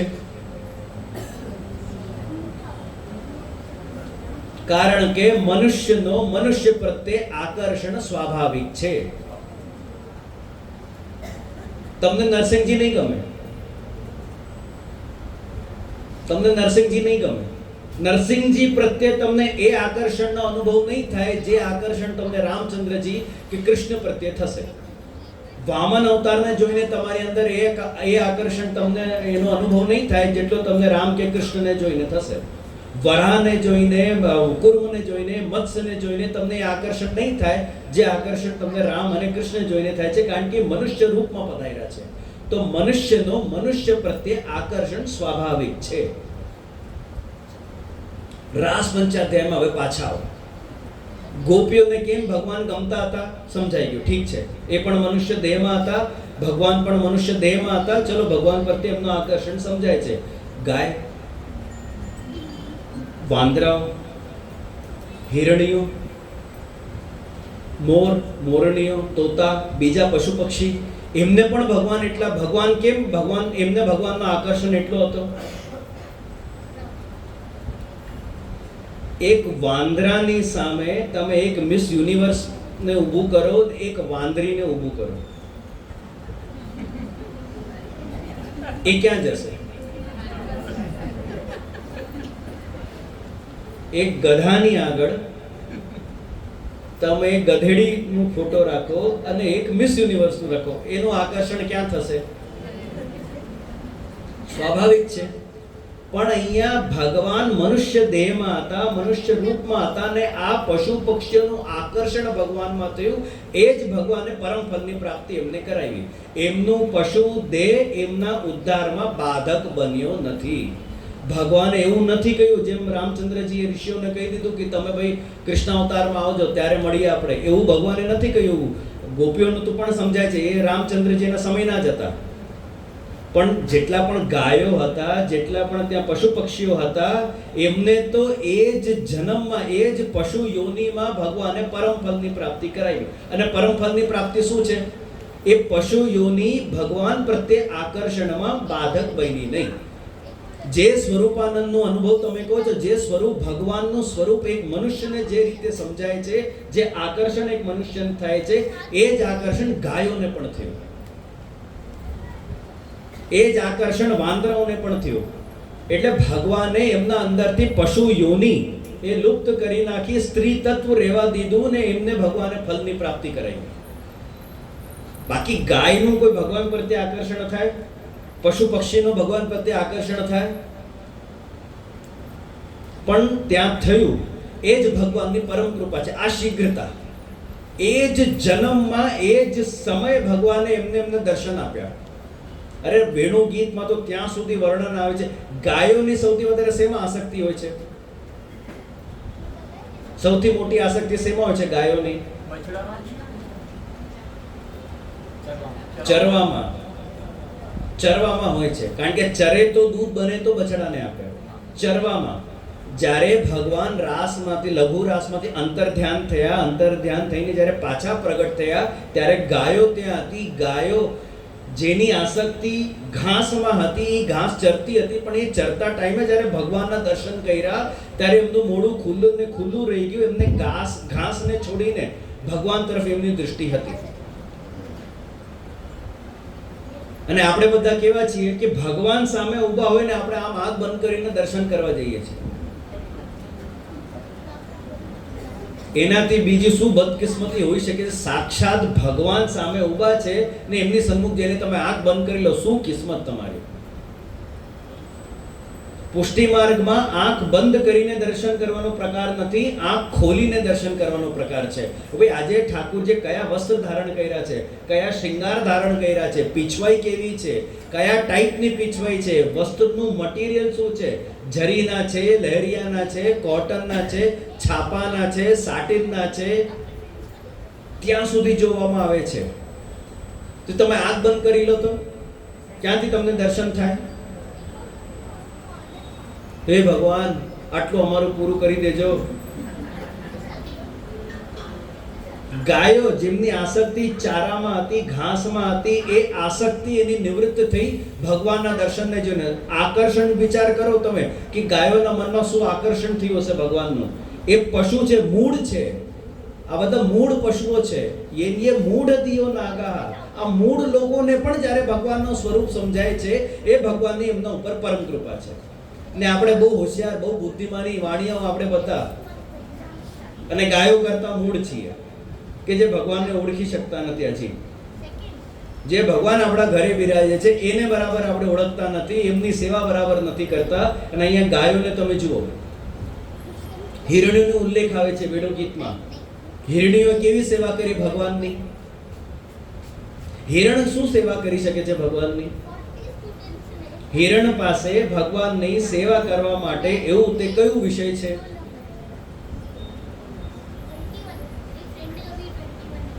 હિરણ પાસે આંખો સિવાય બીજું કઈ છે નહીં. એની આંખો એટલી સુંદર છે, કસ્તુરી વગેરે તમે કહો એ બાદનો વિષય છે, પણ એ હિરણ આ લઈને આપતી નથી ભગવાન એમના નાભીમાંથી, લો કસ્તુરીથી આપ તિલક કરો કરીને. એ તો આપણે કાઢીએ છીએ, એમાંથી નીકળે છે ને પછી આપણે એનાથી આપણે તિલક કરીએ. સામગ્રીમાં પણ વપરાય છે કસ્તુરી. પણ હિરણ ભગવાનને એટલા પ્રેમથી જોતી હતી, જ્યારે ભગવાન પાછા પ્રગટ થયા એટલા પ્રેમથી એને જોયું, એટલા પ્રેમથી ભગવાનને જોયું કે ભગવાનને જોવું, ભગવાનના દર્શન કરવા એ જ એની સેવા છે. એટલા પ્રેમથી તો આપણે નથી જોતા ભગવાનને. ભગવાનને જોઈએ ત્યારે હે ભગવાન આટલું મારું થોડું પૂરું કરી દેજે. આપણી આંખો જોઈને જ ભગવાનને ખબર પડી જાય કે આ શું માંગવા આવ્યો છે આજે. આપણા એક્સપ્રેશન, આપણું ટોન, આપણી આંખો, આપણી બોડી લેંગ્વેજ થી જ્યારે ભગવાન આપણને જુએ ને એને ખબર પડી જાય છે આ માંગવા જ આવ્યો છે આગળ. નહીં તો બાકી આ દેખાય નહીં આ દિવસોમાં.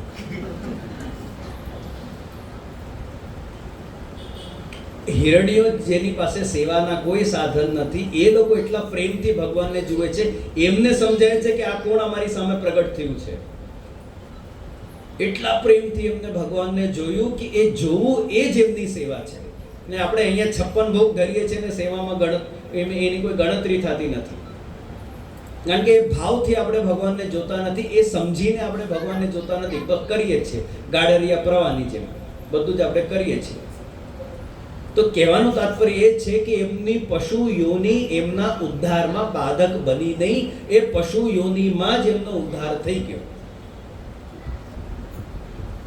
તો જ્યાં ભગવાન જીવની યોગ્યતા કે અયોગ્યતાનો વિચાર કર્યા વગર શીઘ્રતાથી જીવ પર કૃપા કરે છે, એને પુષ્ટિ માર્ગ કહેવાય. અને આની સાથે આપણો ત્રીજો શ્લોક ને મારો સમય આજનો પૂરો થાય છે. જો કોઈ વૈષ્ણવને કોઈ ડાઉટ હોય તો તમે મને પૂછી શકો છો. અને હું રોજ નહીં કહું, દરરોજે તમારે જે હોશ કરવાનું જ્યારે પ્રસંગ પૂરો થાય કે જ્યારે પ્રવચન પૂરો થાય.